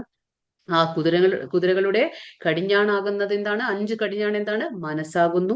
ആ മനസ്സ് ആരുടെ കൺട്രോളിൽ വേണം? ആരുടെ നിയന്ത്രണത്തിൽ വേണം? ബുദ്ധിയുടെ നിയന്ത്രണത്തിൽ വേണം. ആ ബുദ്ധി ആരുടെ നിയന്ത്രണത്തിലാണ് അനുസരിക്കേണ്ടത്? ആരുടെ ആജ്ഞകളാണ് അനുസരിക്കേണ്ടത്? ആത്മാവിന്റെ. അപ്പൊ ഈ രഥമാകുന്ന ശരീരം, നമ്മുടെ ശരീരം എന്താണ്? ഒരു രഥം പോലെ. അതിന്റെ ഉള്ളിൽ ആര് യാത്ര ചെയ്യുന്നു? ഒരു ആത്മാവ് യാത്ര ചെയ്യുകയാണ്. അപ്പൊ ആ ആത്മാവ് യാത്ര ചെയ്യുമ്പോൾ ആത്മാവ് പറയുന്നതനുസരിച്ച് ബുദ്ധി പ്രവർത്തിക്കണം. ബുദ്ധി പ്രവർത്തിക്കണമെങ്കിൽ ബുദ്ധിയുടെ കയ്യിൽ എന്തുണ്ടായിരിക്കണം? ആ ഇന്ദ്രിയങ്ങളുടെ കടിഞ്ഞാൺ ഉണ്ടായിരിക്കണം. ബുദ്ധിയുടെ കയ്യില് ഇന്ദ്രിയങ്ങളുടെ 5 ഇന്ദ്രിയങ്ങളുടെ കടിഞ്ഞാൺ ഉണ്ടായിരിക്കണം. മനസ്സെന്ന ആ കടിഞ്ഞാണ് ബുദ്ധിയുടെ കയ്യിൽ ഉണ്ടായിരിക്കണം. അതേപോലെ ആ മനസ്സെന്ന കടിഞ്ഞാണ് ബുദ്ധി പിടിക്കുമ്പോൾ 5 കുതിരകളായ ആ ഇന്ദ്രിയങ്ങള് ശരിയായ രീതിയിൽ സഞ്ചരിക്കും. അല്ലെങ്കിൽ എന്താണ്? ഇന്ദ്രിയങ്ങൾ തോന്നിയ വഴിക്ക് ഓടും. ഇന്ദ്രിയങ്ങൾ തോന്നിയ വഴിക്ക് പോകുമ്പോൾ ആ മനസ്സെന്ന കടിഞ്ഞാണ് ആ ബുദ്ധിക്ക് പിടിക്കാൻ കഴിയില്ല. അത് ബുദ്ധി അതിനെ നിയന്ത്രണം വിട്ടുപോകും. അങ്ങനെ ബുദ്ധിയുടെ കയ്യിൽ നിന്ന് മനസ്സ് പോയി കഴിഞ്ഞാൽ പിന്നെ ആത്മാവിന് ഒരു തരത്തിലും ആ ദേഹത്തിൽ ഇരുന്നു കൊണ്ട് സുഖിക്കാൻ, അതായത് സുഖിക്കുക എന്ന് പറയുമ്പോൾ അങ്ങനെ ഭൗതികമായിട്ടുള്ള സുഖമല്ല, ആത്മീകമായിട്ടുള്ള ആനന്ദം കിട്ടുകയില്ല. അതൊക്കെ അപ്പൊ നമ്മൾ ഇത് മനസ്സിലാക്കണം ഇത് ശരിക്കും. എല്ലാ ഇന്ദ്രിയ പ്രവർത്തനങ്ങളുടെയും കേന്ദ്രമാണ് മനസ്സ്. അപ്പൊ മനസ്സ് എന്താണ്? മനസ്സൊരു ഇന്ദ്രിയമാണ്. നമുക്കറിയാം അല്ലെ, 5 ഇന്ദ്രിയങ്ങൾ, ജ്ഞാനം ആർജിക്കുന്ന ഇന്ദ്രിയങ്ങളുണ്ട്, പിന്നെ കർമ്മേന്ദ്രിയങ്ങളുണ്ട്, പിന്നെ മനസ്സൊരു അന്തരേന്ദ്രിയ എന്ന് മനസ്സിനെ പറയും. അപ്പൊ മനസ്സും കൂടി ഒരു ഇന്ദ്രിയമാണ്. അങ്ങനെ 11 ഇന്ദ്രിയങ്ങളുണ്ട് നമുക്ക്. അപ്പോ ഈ ഇന്ദ്രിയങ്ങൾ കേന്ദ്രമാണ് മനസ്സ്. ഇന്ദ്രിയ വിഷയങ്ങളെ പറ്റി കേൾക്കുന്ന മാത്രയിൽ അത് സുഖാനുഭൂതികളുടെ ഒക്കെ സംഭരണിയായി മാറുന്നു. നമ്മൾ എന്തെങ്കിലും ഒരു കാര്യം കേൾക്കുമ്പോൾ തന്നെ നമ്മുടെ ആ മനസ്സ്, അതുകൊണ്ടാണ് പറയുന്നത് നമ്മുടെ ആ കണ്ണിന്, നമ്മുടെ ചെവികൾക്ക്, നമ്മുടെ നാവിന് എല്ലാം ഭഗവാന്റെ കാര്യങ്ങൾ കൊടുക്കണം. അതാണ് ഉയർന്ന രുചി. നമ്മൾ ഉയർന്ന രുചി കിട്ടുമ്പോൾ തനിയെ താഴ്ന്ന രുചി ഇല്ലാതാകും. താഴ്ന്ന രുചി എന്ന് പറയുന്നത് എന്താണ്? ഈ ഭൗതികമായിട്ട് നമ്മൾ കാണുന്ന വിഷയങ്ങളെല്ലാം താഴ്ന്ന രുചിയാണ്. അപ്പൊ നമ്മൾ പറയില്ലേ, എന്നും നമ്മൾ ഉയർന്ന രുചി കൊടുക്കും തോറും ആ താഴ്ന്ന രുചി തനിയേ ഇല്ലാതാവും. അല്ലാതെ നമ്മൾ വിചാരിക്കുകയാണ് ഇല്ല ഇപ്പൊ ഞാൻ നിർത്താൻ പോവാ നാളെ. നമുക്കിപ്പോ നമ്മുടെ എന്തെല്ലാം ദുശീലങ്ങൾ നമുക്ക് ഉണ്ടായിരിക്കും അല്ലെ, നമ്മൾ വിചാരിച്ച നമുക്കത് നിർത്താൻ പറ്റില്ല. കാരണം എന്താന്ന് വെച്ചാൽ ഈ താഴ്ന്ന രുചി അത്ര പെട്ടെന്ന് നമുക്ക് നിർത്താൻ കഴിയില്ല. അതിന് എന്തെങ്കിലും വേണം. കാരണം ഇന്ദ്രിയങ്ങൾ എപ്പോഴും പ്രവർത്തിച്ചുകൊണ്ടേയിരിക്കണം, മനസ്സും പ്രവർത്തിച്ചുകൊണ്ടേയിരിക്കും.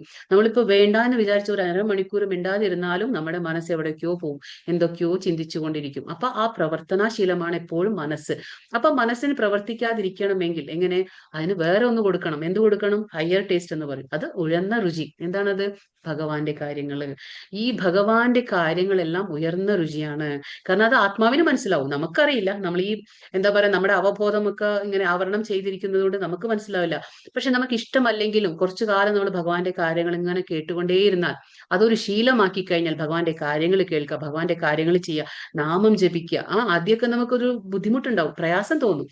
മനസ്സ് അനുവദിക്കില്ല. കാരണം മനസ്സ് വളരെ ഇതാണ്, എന്താ പറയാ, അത് ട്രിക്ക് കളിക്കും. നമ്മൾ പറയില്ലേ, അത് നമ്മള് പിന്തിരിപ്പിക്കുകയാണ് നമ്മൾ മനസ്സ്. വേണ്ട വേണ്ട എന്ന് പറയും. എന്തിനാ നീ നാമം ജപിക്കുന്നത്? അതിന്റെ ആവശ്യമൊന്നുമില്ല എന്ന് നമ്മുടെ മനസ്സ് നമ്മളോട് പറയും. പക്ഷെ വീണ്ടും വീണ്ടും ആ മനസ്സിനെ പിടിച്ചുകൊണ്ട് വന്ന് നമ്മൾ ഇരുത്തണം, നാമം ജപിക്കണം. അങ്ങനെയൊക്കെ ചെയ്തു വരുമ്പോൾ എന്താണ്? അത് ഉയർന്ന രുചിയാണ്. ആ ഉയർന്ന രുചി കിട്ടുന്തോറും മനസ്സ് മെല്ലെ മെല്ലെ പതിയെ പതിയെ ശാന്തമാകും.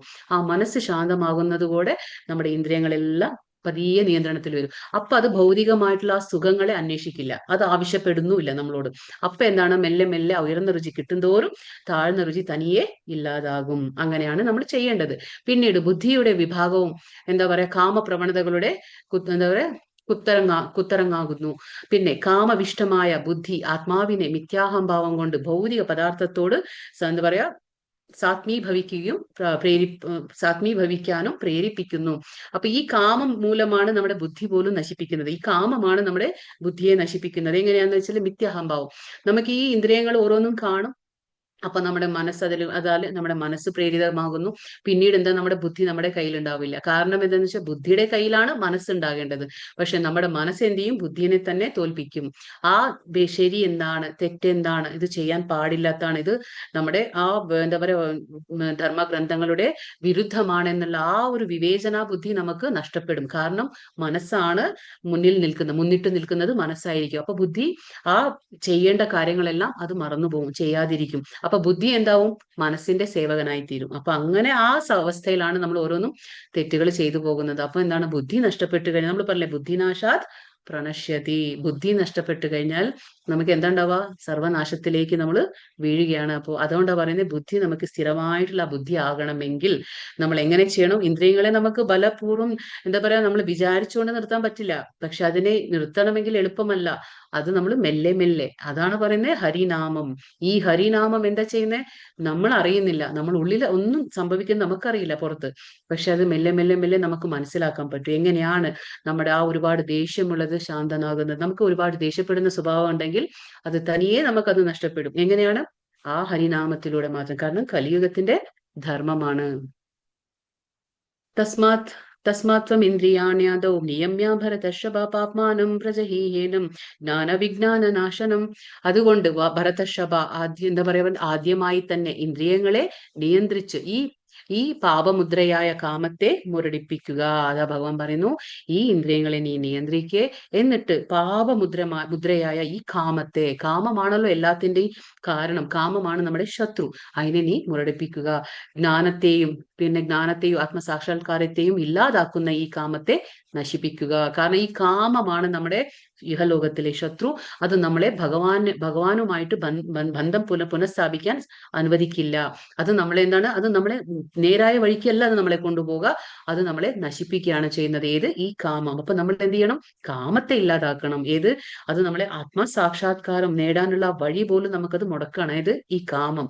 അപ്പൊ ജ്ഞാനത്തിന്റെയും ആത്മസാക്ഷാത്കാരത്തിന്റെയും ആ രണ്ടിനെയും ഇല്ലാതാക്കുന്നതാണ് ഈ കാമം. അപ്പൊ അതിനെ നീ നശിപ്പിക്കുക എന്ന് ഭഗവാൻ പറഞ്ഞു കൊടുക്കാണ്. ആത്മാവിനെയും ആത്മാവല്ലാത്തതിനെയും വേർതിരിച്ച് അറിയലാണ് ഈ ആത്മാവ് എന്താ പറയാ, ശരീരമല്ലെന്ന് ഗ്രഹിക്കലാണ് ഒരു ജ്ഞാനം. ഇപ്പൊ ജ്ഞാനം എന്ന് പറഞ്ഞാൽ എന്താണ്? ഞാൻ ഈ കാണുന്ന ശരീരമല്ല, എൻ്റെ ഉള്ളിൽ ഒരു ആത്മാവുണ്ട്, ആത്മാവാണ് എല്ലാം, ആത്മാവ് നശിക്കുന്നില്ല, വീണ്ടും എൻ്റെ ശരീരം നശിക്കുമ്പോഴും ആത്മാവ് മറ്റുള്ള ഒരു ശരീരം സ്വീകരിക്കും എന്നുള്ള ഒരു ജ്ഞാനം. പിന്നെ ഞാൻ എന്താ പറയാ, ഭഗവാനായിട്ടുള്ള ആ ബന്ധം, പിന്നെ ആത്മാവ് ശരീരമല്ല എന്നുള്ള ആ ഗ്രഹിക്കലാണ് ജ്ഞാനം. വിജ്ഞാനമാകട്ടെ ആത്മാവിനെ കുറിച്ചുള്ള സവിശേഷ ജ്ഞാനവും. അപ്പൊ വിജ്ഞാനമാകട്ടെ ആത്മാവിനെ കുറിച്ചുള്ള സവിശേഷ ജ്ഞാനവും ജീവന്റെ മൂലസ്വരൂപത്തെയും അതിന് എന്താ പറയാ, പരമാത്മാവായുള്ള ബന്ധത്തെ കുറിച്ചുള്ള അറിവാണ്. അതാണ് ഞാൻ പറയുന്നത്. ജ്ഞാനം എന്ന് പറഞ്ഞ എന്താണ്? ഞാൻ ഈ കാണുന്ന ശരീരമല്ല, ശരീരം ഇന്നല്ലെങ്കിൽ നാളെ അത് നശിക്കും, പക്ഷെ അതിന്റെ ഉള്ളിലുള്ള അവിനാശിയായ ഒരു ആത്മാവുണ്ട്. അത് നിരന്തരം എന്താ പറയാ, സനാതനനാണ്, പ്രാചീനനാണ്. അപ്പൊ അതിനെ ഒന്നും കൊണ്ടും നമുക്ക് എന്താ പറയാ, ആയുധങ്ങൾ കൊണ്ട് മുറിക്കാൻ പറ്റില്ല, ഒന്നും തന്നെ ചെയ്യാൻ പറ്റില്ല. നമുക്കറിയാം അതിന്റെ വലിപ്പമൊക്കെ നമ്മൾ മനസ്സിലാക്കി. അപ്പോ ഈ ആത്മാവ് ഭഗവാന്റെ ഒരു അംശമാണ് ആണെങ്കിൽ അത് എന്താണ് ചെയ്യേണ്ടത്? എല്ലാ കാര്യങ്ങളും നമ്മൾ മനസ്സിലാക്കണം. ഭഗവാനും ഞാനുമായിട്ടുള്ള ബന്ധം എന്താ, അതെങ്ങനെയാണ് എനിക്ക് സ്ഥാപിക്കാൻ കഴിയുന്നത്, ഇതൊക്കെ എങ്ങനെ മനസ്സിലാവും? ജനസംസർഗത്തിൽ, അല്ലെങ്കിൽ എന്താ പറയുക, ഒരു ആധ്യാത്മിക ഗുരു ഉണ്ടെങ്കിൽ ഇതൊക്കെ നമുക്ക് പറഞ്ഞു തരും, എങ്ങനെയാണ് അത് ചെയ്യേണ്ടത്, ആ ശാശ്വതമായ ആ മറന്നുപോയ ബന്ധത്തെ പുനഃസ്ഥാപിക്കാൻ എന്താണ് ചെയ്യേണ്ടത് എന്നൊക്കെ അറിവ് നമുക്ക് കിട്ടും. ഇതൊക്കെയാണ് യഥാർത്ഥമായിട്ടുള്ള ജ്ഞാനം, അല്ലാതെ ഭൗതികമായിട്ട് നേടുന്നതല്ല ജ്ഞാനം. ഇന്ദ്രിയാണി പരാണ്യാഹുർ ഇന്ദ്രിയേഭ്യ പരം മനഃ മനസ്സസ്തു പരാ ബുദ്ധി ബുദ്ധേ പരതസ്തു സഹ. ഇവിടെ പറയുന്നത് ജഡപദാർത്ഥങ്ങളെക്കാൾ ഉത്കൃഷ്ടങ്ങളാണ് കർമ്മേന്ദ്രിയങ്ങൾ, മനസ്സ് ഇന്ദ്രിയങ്ങളെക്കാൾ ശ്രേഷ്ഠമാണ്, ബുദ്ധി മനസ്സിനെയും കടന്നു നിൽക്കുന്നു, ആത്മാവ് ബുദ്ധിയേക്കാൾ ഉന്നതമാണ്. അപ്പൊ ഇവിടെ ചിത്രത്തിലും തരുന്നുണ്ട്, ഈ ഗ്രാഫിൽ നമുക്ക് മനസ്സിലാക്കുന്നത് എന്താ കാണുന്നത്. അപ്പോ നമ്മൾ എന്താ പറയുന്നത്, ഈ ജഡപദാർത്ഥങ്ങൾ എന്ന് പറഞ്ഞാൽ എന്താണ്? നമ്മൾ പറഞ്ഞു, ഈ ശരീരം എന്തുകൊണ്ട് നിർമ്മിച്ചിട്ടുള്ളതാ? എന്തുകൊണ്ടാണ്? ഹരേ കൃഷ്ണ. എന്തുകൊണ്ടാണ് ഈ ശരീരം നിർമ്മിച്ചിട്ടുള്ളത്? പഞ്ചഭൂതങ്ങൾ. പഞ്ചഭൂതങ്ങൾ. അപ്പൊ പഞ്ചമഹാഭൂതങ്ങൾ നമുക്ക് എല്ലാവർക്കും, അഗ്നി, വായു, ആകാശം, അപ്പോ ജലം, ഇങ്ങനെയെല്ലാം നമുക്കറിയാം. അപ്പൊ ഈ പഞ്ചഭൂതങ്ങൾ കൊണ്ട് നിർമ്മിച്ച ഈ ശരീരം, ഈ ജഡപദാർത്ഥങ്ങളാണ് നമ്മൾ പറയുന്നത്. അപ്പൊ പഞ്ചഭൂതങ്ങൾ, അപ്പൊ ഇതൊക്കെ ജഡപദാർത്ഥങ്ങളാണ്. ഇതിനേക്കാൾ ഉത്കൃഷ്ടമായി നിൽക്കുന്നത് എന്താണ്? കർമ്മേന്ദ്രിയങ്ങൾ എന്ന് പറഞ്ഞാൽ എന്താണ്? ജ്ഞാനേന്ദ്രിയങ്ങൾ വേറെയാണ്. കണ്ണ്, മൂക്ക്, നാക്ക്, ചെവി, ത്വക്ക് ജ്ഞാനേന്ദ്രിയം. പക്ഷെ കർമ്മേന്ദ്രിയം എന്ന് പറഞ്ഞാൽ ശബ്ദം, കൈകള്, കാലുകൾ, പിന്നെന്താ? ഗുദം, ഉൽപാദനേന്ദ്രിയം. ഇതൊക്കെയാണ് കർമ്മേന്ദ്രിയങ്ങൾ. അപ്പോ ജഡപദാർത്ഥങ്ങളെക്കാൾ ശ്രേഷ്ഠം എന്താണ്? ഉത്കൃഷ്ടമായത് കർമ്മേന്ദ്രിയങ്ങൾ. കാരണം ഇത് ഓരോ കർമ്മം ചെയ്യാൻ നമ്മളെ അല്ലെ, ഈ കർമ്മം, നമ്മളൊരു കർമ്മം ചെയ്യണമെങ്കിൽ ഇതൊക്കെ വേണ്ടേ നമുക്ക്, അല്ലെ? കൈ, കാല്, ഇതൊക്കെ വേണം നമുക്ക്. അപ്പൊ ഇത് കർമ്മേന്ദ്രിയങ്ങളാണ്. അപ്പൊ ജഡപദാർത്ഥങ്ങളെക്കാൾ ശ്രേഷ്ഠം കർമ്മേന്ദ്രിയം. അതിനേക്കാൾ ശ്രേഷ്ഠം എന്താണ്? മനസ്സ്. അപ്പൊ മനസ്സാണ് അതിലും ശ്രേഷ്ഠം. പിന്നെ മനസ്സ് ഇന്ദ്രിയങ്ങളെക്കാളും ശ്രേഷ്ഠമായി നിൽക്കുന്നു. അതുകൊണ്ടാണ് മനസ്സിനെ ഒരു ഇന്ദ്രിയമായിട്ടാണ് കണക്കാക്കുന്നത്. അപ്പൊ മനസ്സിനേക്കാൾ ശ്രേഷ്ഠം എന്താണ്? ബുദ്ധി. അപ്പൊ ബുദ്ധി മനസ്സിലും ശ്രേഷ്ഠമായി നിൽക്കുന്നു. ആ ബുദ്ധിയേക്കാൾ ശ്രേഷ്ഠമായി നിൽക്കുന്നത് എന്താണ്? ആത്മാവ്. അപ്പൊ ബുദ്ധിയേക്കാൾ ശ്രേഷ്ഠമായി നിൽക്കുന്നത് എന്താണ്? അപ്പൊ ആത്മാവാണ്. ഇത് നമ്മൾ മനസ്സിലാക്കണം. പക്ഷേ നമ്മുടെ ഈ കാമം മൂലം എന്താകുന്നത്? അപ്പൊ മനസ്സ് ബുദ്ധിയേക്കാൾ ശ്രേഷ്ഠമായി നിൽക്കുന്നു. അങ്ങനെയല്ല അങ്ങനെ പാടില്ല. ബുദ്ധി എപ്പോഴും മനസ്സിനേക്കാൾ മേലെ നിൽക്കണം. പക്ഷെ നമ്മുടെ എന്താണ് ഈ കാമം മൂലം നമ്മുടെ അധപതനത്തിന് നമ്മൾ തന്നെ കാരണമാകാണ്. അങ്ങനെയാണ് ബുദ്ധി നശിക്കുന്നത്. നമ്മുടെ ബുദ്ധി നശിച്ചു കഴിഞ്ഞാൽ നമുക്കൊന്നും തന്നെ ശരിയും തെറ്റും എല്ലാം മനസ്സിലാകുന്നില്ല. അങ്ങനെ ബുദ്ധി പോയി കഴിഞ്ഞാൽ എല്ലാം പോയി. നമ്മൾ പറയല്ലേ, ഓരോരുത്തരും നമ്മളിപ്പോ തെറ്റൊക്കെ ചെയ്യുമ്പോൾ നമ്മൾ പറയല്ലേ, ഒരു എന്താ പറയാ, നമ്മൾ ബുദ്ധി ഇല്ലാത്ത പണികൾ പലതും കാണിച്ചു കൂട്ടും അല്ലെ. കാരണം ആ സമയത്ത് നമ്മുടെ ബുദ്ധി നഷ്ടപ്പെട്ടിട്ടുണ്ടാവും. കാരണം അത് കാമം മൂലം. അത്യാഗ്രഹം വന്നു കഴിഞ്ഞാല് നമുക്ക് ശരി തെറ്റൊന്നും നമുക്ക് മനസ്സിലാകില്ല. ആത്മാവ് ഭഗവാനുമായി നേരിട്ട് സമ്പർക്കം പുലർത്തുമ്പോൾ അതിന്റെ നിയന്ത്രണത്തിലുള്ള ബുദ്ധി, മനസ്സ്, ഇന്ദ്രിയങ്ങൾ ഇവയെല്ലാം സ്വാഭാവികമായി ഭഗവാനിൽ തന്നെ വ്യാപരിക്കും. ഇതാണ് ഞാൻ പറഞ്ഞ, നമുക്കിതിനെ എന്താ പറയാ, പലപൂർവ്വം ഞാൻ വിചാരിച്ചു ഞാൻ അതിനെ നിയന്ത്രിക്കും എന്ന് വിചാരിച്ചൊന്നും നമുക്ക് ആർക്കും തന്നെ ഒന്നും ചെയ്യാൻ പറ്റില്ല. കാരണം അത് വളരെ സ്ട്രോങ് ആണ്. നമ്മൾ വിചാരിക്കുന്ന പോലെ അല്ല. ഇന്നിപ്പോ വിചാരിച്ചാൽ അത് നാളെ നമ്മുടെ നിയന്ത്രണത്തിൽ വരും എന്ന് വിചാരിച്ചാൽ വരില്ല അത്. അപ്പൊ അത് കാരണം നമ്മൾ ഒരുപാട് കാലങ്ങളായിട്ട് അതിനെ സൂചിപ്പിച്ചു വന്നിരിക്കുക. അപ്പൊ അതിന് ഇഷ്ടപ്പെടില്ല അല്ലെ. പെട്ടെന്നൊന്ന് നിയന്ത്രിക്കുമ്പോൾ നമുക്ക് ഇഷ്ടപ്പെടുമോ? അങ്ങനെ ഇഷ്ടപ്പെടില്ല. പക്ഷെ നമ്മൾ എന്ത് ചെയ്യണം, അതിന് വേറൊരു നല്ല ഹയർ രുചി, അതായത് ഹയർ ടേസ്റ്റ്, ഉന്നതമായ ഒരു രുചി കൊടുക്കണം. അതാണ്. അതിന് ഇഷ്ടമല്ലെങ്കിലും നിർബന്ധമായിട്ടെങ്കിലും കുറച്ച് കുറച്ച് ആദ്യ ദിവസങ്ങളിൽ നമ്മൾ ഭഗവത്ഗീത കേൾക്കാനും, ഭഗവാന്റെ കാര്യങ്ങൾ ഭഗവത്ഗീത വായിക്കാനും, ഭഗവാന്റെ ഹരിനാമം ജപിക്കാനും, ഭഗവാന്റെ പ്രസാദം കഴിക്കാൻ, ഇങ്ങനെയുള്ള കാര്യങ്ങളൊക്കെ അതിനിങ്ങനെ കൊടുക്കണം. അങ്ങനെ ചെയ്യുമ്പോൾ എന്താണ്, അത് എന്താ പറയാ, അത് ക്രമേണ ഒരു ശീലമായി വരുമ്പോൾ തനിയെ അത് നിയന്ത്രണത്തിൽ വരും. അങ്ങനെ മാത്രമാണ് ആത്മാവും ഭഗവാനുമായിട്ടുള്ള നേരിട്ടുള്ള സമ്പർക്കം നമുക്ക് പുലർത്താൻ കഴിയുന്നത്. അല്ലെങ്കിൽ പറ്റില്ല. അപ്പൊ ബുദ്ധി, മനസ്സ്, ഇന്ദ്രിയങ്ങളെല്ലാം സ്വാഭാവികമായി ഭഗവാനിൽ തന്നെ വ്യാപരിക്കാൻ നമുക്ക് സഹായിക്കും. ലാസ്റ്റ് ശ്ലോകം. ഏവം ബുദ്ധേ പരം ബുദ്ധ്വാ സംസ്തഭ്യം ആത്മനാത്മനാ ജഹി ശത്രും മഹാബാഹോ കാമരൂപം ദുരാസദം. ഇവിടെ എന്താ പറയുന്നത്? മഹാബാഹോ, ഭൗതികങ്ങളായ ഇന്ദ്രിയങ്ങൾക്കും മനസ്സിനും ബുദ്ധിക്കും എന്താ പറയാ, അതീതനായതാ. എന്താണ് ആ അതീതനായ താൻ എന്ന് അറിഞ്ഞിട്ട് നമ്മൾ എന്താണ്, ഈ ആത്മാവാണ് അല്ലെ, നമ്മൾ ആത്മാവെന്ന് നമ്മൾ പറഞ്ഞു. അപ്പൊ ആത്മാവ് എന്താണ്? ഈ ഭൗതികമായ ഇന്ദ്രിയങ്ങൾക്കും മനസ്സിനും ബുദ്ധിക്കും എല്ലാം അതീതനായി നിൽക്കുന്നത് ആരാണ്? ആ താനാണെന്ന് അറിഞ്ഞിട്ട്, അതായത് ആത്മാവ് ദൃഢനിശ്ചയത്തോടെ ആത്മീയ ബുദ്ധിയും, അതായത് കൃഷ്ണാവബോധം. ആത്മീയ ബുദ്ധി എന്ന് പറഞ്ഞാൽ കൃഷ്ണാവബോധം. ആത്മീയ ശക്തിയും കൊണ്ട് മനസ്സിനെ ഉറപ്പിച്ച് അദമ്യമായ ആ കാമം എന്ന ശത്രുവിനെ കീഴടക്കുക. അത് നമ്മൾ മനസ്സിലാക്കണം. ഈ ഞാൻ ആത്മാവെന്ന ഞാൻ ഈ ബുദ്ധിയെക്കാളും മനസ്സിനേക്കാളും ഈ ഇന്ദ്രിയങ്ങളെക്കാളെല്ലാം ഞാൻ ശ്രേഷ്ഠനാണ്. ഞാൻ അങ്ങനെ അതീതനാണെന്ന് മനസ്സിലാക്കിക്കൊണ്ട് ദൃഢനിശ്ചയത്തോടെ ആത്മീയമായ കാര്യങ്ങളിൽ, അതായത് കൃഷ്ണാവബോധത്തിൽ ആത്മീയ ശക്തി നമുക്ക് അങ്ങനെ കൂടെ ഇതിനെ എന്താ പറയാ നിയന്ത്രിക്കാൻ പറ്റില്ല. അതാ ഞാൻ പറഞ്ഞ, ഉയർന്ന രുചി കൊണ്ട്, ആത്മീയ ജ്ഞാനം കൊണ്ട് മാത്രമേ പറ്റുള്ളൂ. ആത്മീയ ജ്ഞാനം കൊണ്ട് നമുക്ക് ഈ മനസ്സിനെ ഉറപ്പിച്ച് എന്താ പറയാ, നമ്മുടെ അദമ്യമായ ആ ശത്രുവാണ് ഏത്, കാമം എന്ന ആ ശത്രുവിനെ നമുക്ക് കീഴടക്കാൻ പറ്റും. അല്ലാതെ ഒരു വഴിയും ഇല്ല ഇതില്. ഇതാണ് ലാസ്റ്റ് പറയുന്നത്. അപ്പൊ സ്വന്തം ചുമതലകളെയോ പ്രവൃത്തികളെയോ പെട്ടെന്ന് ഉപേക്ഷിക്കേണ്ടതില്ല. നമ്മുടെ ചുമതലകൾ എന്തൊക്കെയുണ്ടോ അതൊക്കെ ഇപ്പൊ നമ്മൾ വിട്ട് ഒരേ ദിവസം തന്നെ നമ്മളിപ്പോ ഭഗവാന്റെ ഭക്തിയിൽ വന്നു എന്നും പറഞ്ഞ് എല്ലാ ചുമതലകളും വേണ്ടെന്ന് വെക്കുക, അല്ലെങ്കിൽ നമ്മുടെ പ്രവൃത്തികളെല്ലാം നിർത്തുക പെട്ടെന്ന്, അതല്ല പറയുന്നത്. ക്രമേണ കൃഷ്ണാവബോധം വളർത്തിയെടുക്കുന്നത് കൊണ്ട് ഉറച്ച ബുദ്ധിയെ തന്റെ വിശുദ്ധമായ ആത്മസത്തയിലേക്ക് തിരിക്കണം. നമ്മൾ എങ്ങനെയാണ് ഉറച്ചു നിൽക്കണം? ആദ്യം ഭക്തിയിൽ ചെയ്യുന്ന കാര്യങ്ങൾ നാമജപം മുടക്കാതെ, ഭഗവാന്റെ കാര്യങ്ങൾ കേൾക്കുന്നത് മുടക്കാതെ, ഭഗവത്ഗീത വായിക്കുന്നത് മുടക്കാതെ, ഇങ്ങനെയുള്ള കാര്യങ്ങൾ ചെയ്യുമ്പോൾ ഉറച്ച ബുദ്ധിയെ തന്റെ വിശുദ്ധമായ ആത്മസത്തയിലേക്ക് തിരിച്ചുവിടണം. നമ്മൾ ആത്മസത്ത വിശുദ്ധമാണ്, അത് കവർ ചെയ്തിരിക്കുന്നേ ഉള്ളൂ. പക്ഷെ അതിലേക്ക് നമ്മൾ തിരിച്ചുവിടണം ഈ നമ്മുടെ എല്ലാ കാര്യങ്ങളും. അപ്പൊ ഇന്ദ്രിയങ്ങൾക്കോ മനസ്സിനോ വശപ്പെടാതെ അഭൗതികമായൊരു അവസ്ഥയിൽ എത്താം. അപ്പൊ ഇതൊക്കെ നമ്മൾ ചെയ്യുമ്പോൾ എന്താണ്, നമ്മൾ അഭൗതികമായ ഒരു അവസ്ഥയിൽ നമുക്ക് പതിയെ പതിയെ എത്താൻ പറ്റും. എന്നും പറഞ്ഞ് ചുമതലകളെല്ലാം നമ്മൾ നിർത്തിവെക്കണോ, പ്രവൃത്തികൾ നിർത്തിവെക്കണോ എന്നല്ല പറയുന്നത്, അതും ചെയ്തുകൊണ്ട് പോകണം. ഇതാണ് ഈ അധ്യായത്തിന്റെ ഒരു രത്ന ചുരുക്കം. ഇതാണ് ഈ അധ്യായത്തിന്റെ ഒരു നമുക്ക് കർമ്മയോഗം, എങ്ങനെ ചെയ്യണം കർമ്മം എന്നാണ് ഭഗവാൻ ഇതിൽ പറഞ്ഞു മനസ്സിലാക്കി തരുന്നത്. ഇതാണ്. ഹരേ കൃഷ്ണ കൃഷ്ണ കൃഷ്ണ ഹരേ ഹരേ, ഹരേ രാമ രാമ രാമ ഹരേ ഹരേ. വാഞ്ചാകൽപതരുഭ്യശ്ച കൃപാ സിന്ധുഭ്യ ഏവ ച പതിതാനാം പാവനേഭ്യോ വൈഷ്ണവേഭ്യോ നമോ നമഃ. അനന്തകോടി വൈഷ്ണവൃന്ദ കി ജയ്, ശ്രീല പ്രഭുപാദ് കി ജയ്, ശ്രീല ഗുരുദേവ് കി ജയ്. ഹരേ കൃഷ്ണ ഹരേ കൃഷ്ണ. അപ്പൊ ഇനി 3 ചോദ്യങ്ങളേ ഉള്ളൂ എന്ന് തോന്നുന്നു അല്ലെ? 3 2 ചോദ്യം എത്രയേ ഉള്ളൂ? ഹരേ കൃഷ്ണ. 3 ചോദ്യം അല്ലേ? ഏതാണ്? വായിക്കൂ. ഹരേ കൃഷ്ണ. ചോദ്യം തത്വവിത്ത് എന്ന് വിളിക്കുന്നത് ആരെയാണ്? ഏതാ? ശ്രീമദ് ഭാഗവത തത്വവിത്ത്. തത്വവിത്ത് ആരെയാണ് തത്വവിത്ത് എന്ന് വിളിക്കുന്നത്? ബ്രഹ്മസത്യത്തെ ബ്രഹ്മം ആത്മാവ് എന്നിങ്ങനെ 3 ഭാവത്തിൽ അറിയുന്നവനെ തത്വവിത്ത്. അതാണ്. ഇന്ദ്രിയ ആർക്കാണോ സംബന്ധിയായി പരമസത്യത്തെ 3 ഭാവത്തിൽ ആർക്കാണോ മനസ്സിലാക്കുന്നത്, ആരാണോ മനസ്സിലാക്കുന്നത്, അവരാണ് തത്വവിത്ത്. ബ്രഹ്മമെന്നും പരമാത്മാവെന്നും ഭഗവാൻ എന്നും എന്നുള്ള 3 രീതിയിൽ ആർക്കാണോ മനസ്സിലാക്കാൻ കഴിയും. ഹരേ കൃഷ്ണ. അടുത്ത ചോദ്യം. ആത്മസാക്ഷാത്കാരത്തിന്റെ വിലങ്ങുതടികൾ ഏതെല്ലാം? ഏതാണ്? ഇന്ദ്രിയ സംബന്ധിയായ വിഷയങ്ങളിലുള്ള ആസക്തി, വിരക്തി. ഇതാണ് ആസക്തിയും വിരക്തി. ഇന്ദ്രിയ വിഷയങ്ങളിലുള്ള ആ ആസക്തി വിരക്തിയാണ് നമുക്ക് വിലങ്ങത്തടിയായിട്ട് നിൽക്കുന്നത്. അടുത്തത് ഏതാണ് ഈ അധ്യായത്തിന്റെ രത്ന ചുരുക്കം?